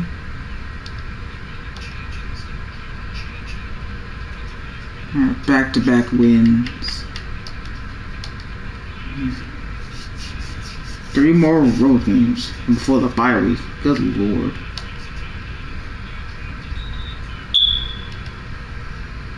Oh, he's asking for 4 years. He's been doing well. I'll give him 5 years, $8 million each with a $9 million signing bonus.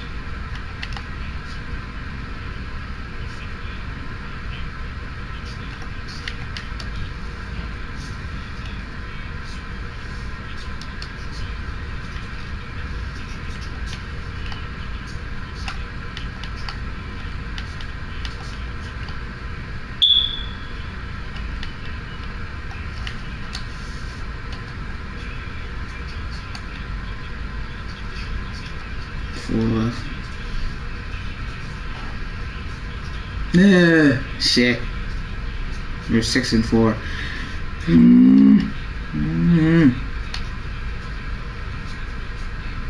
A lot of giveaways plus -22.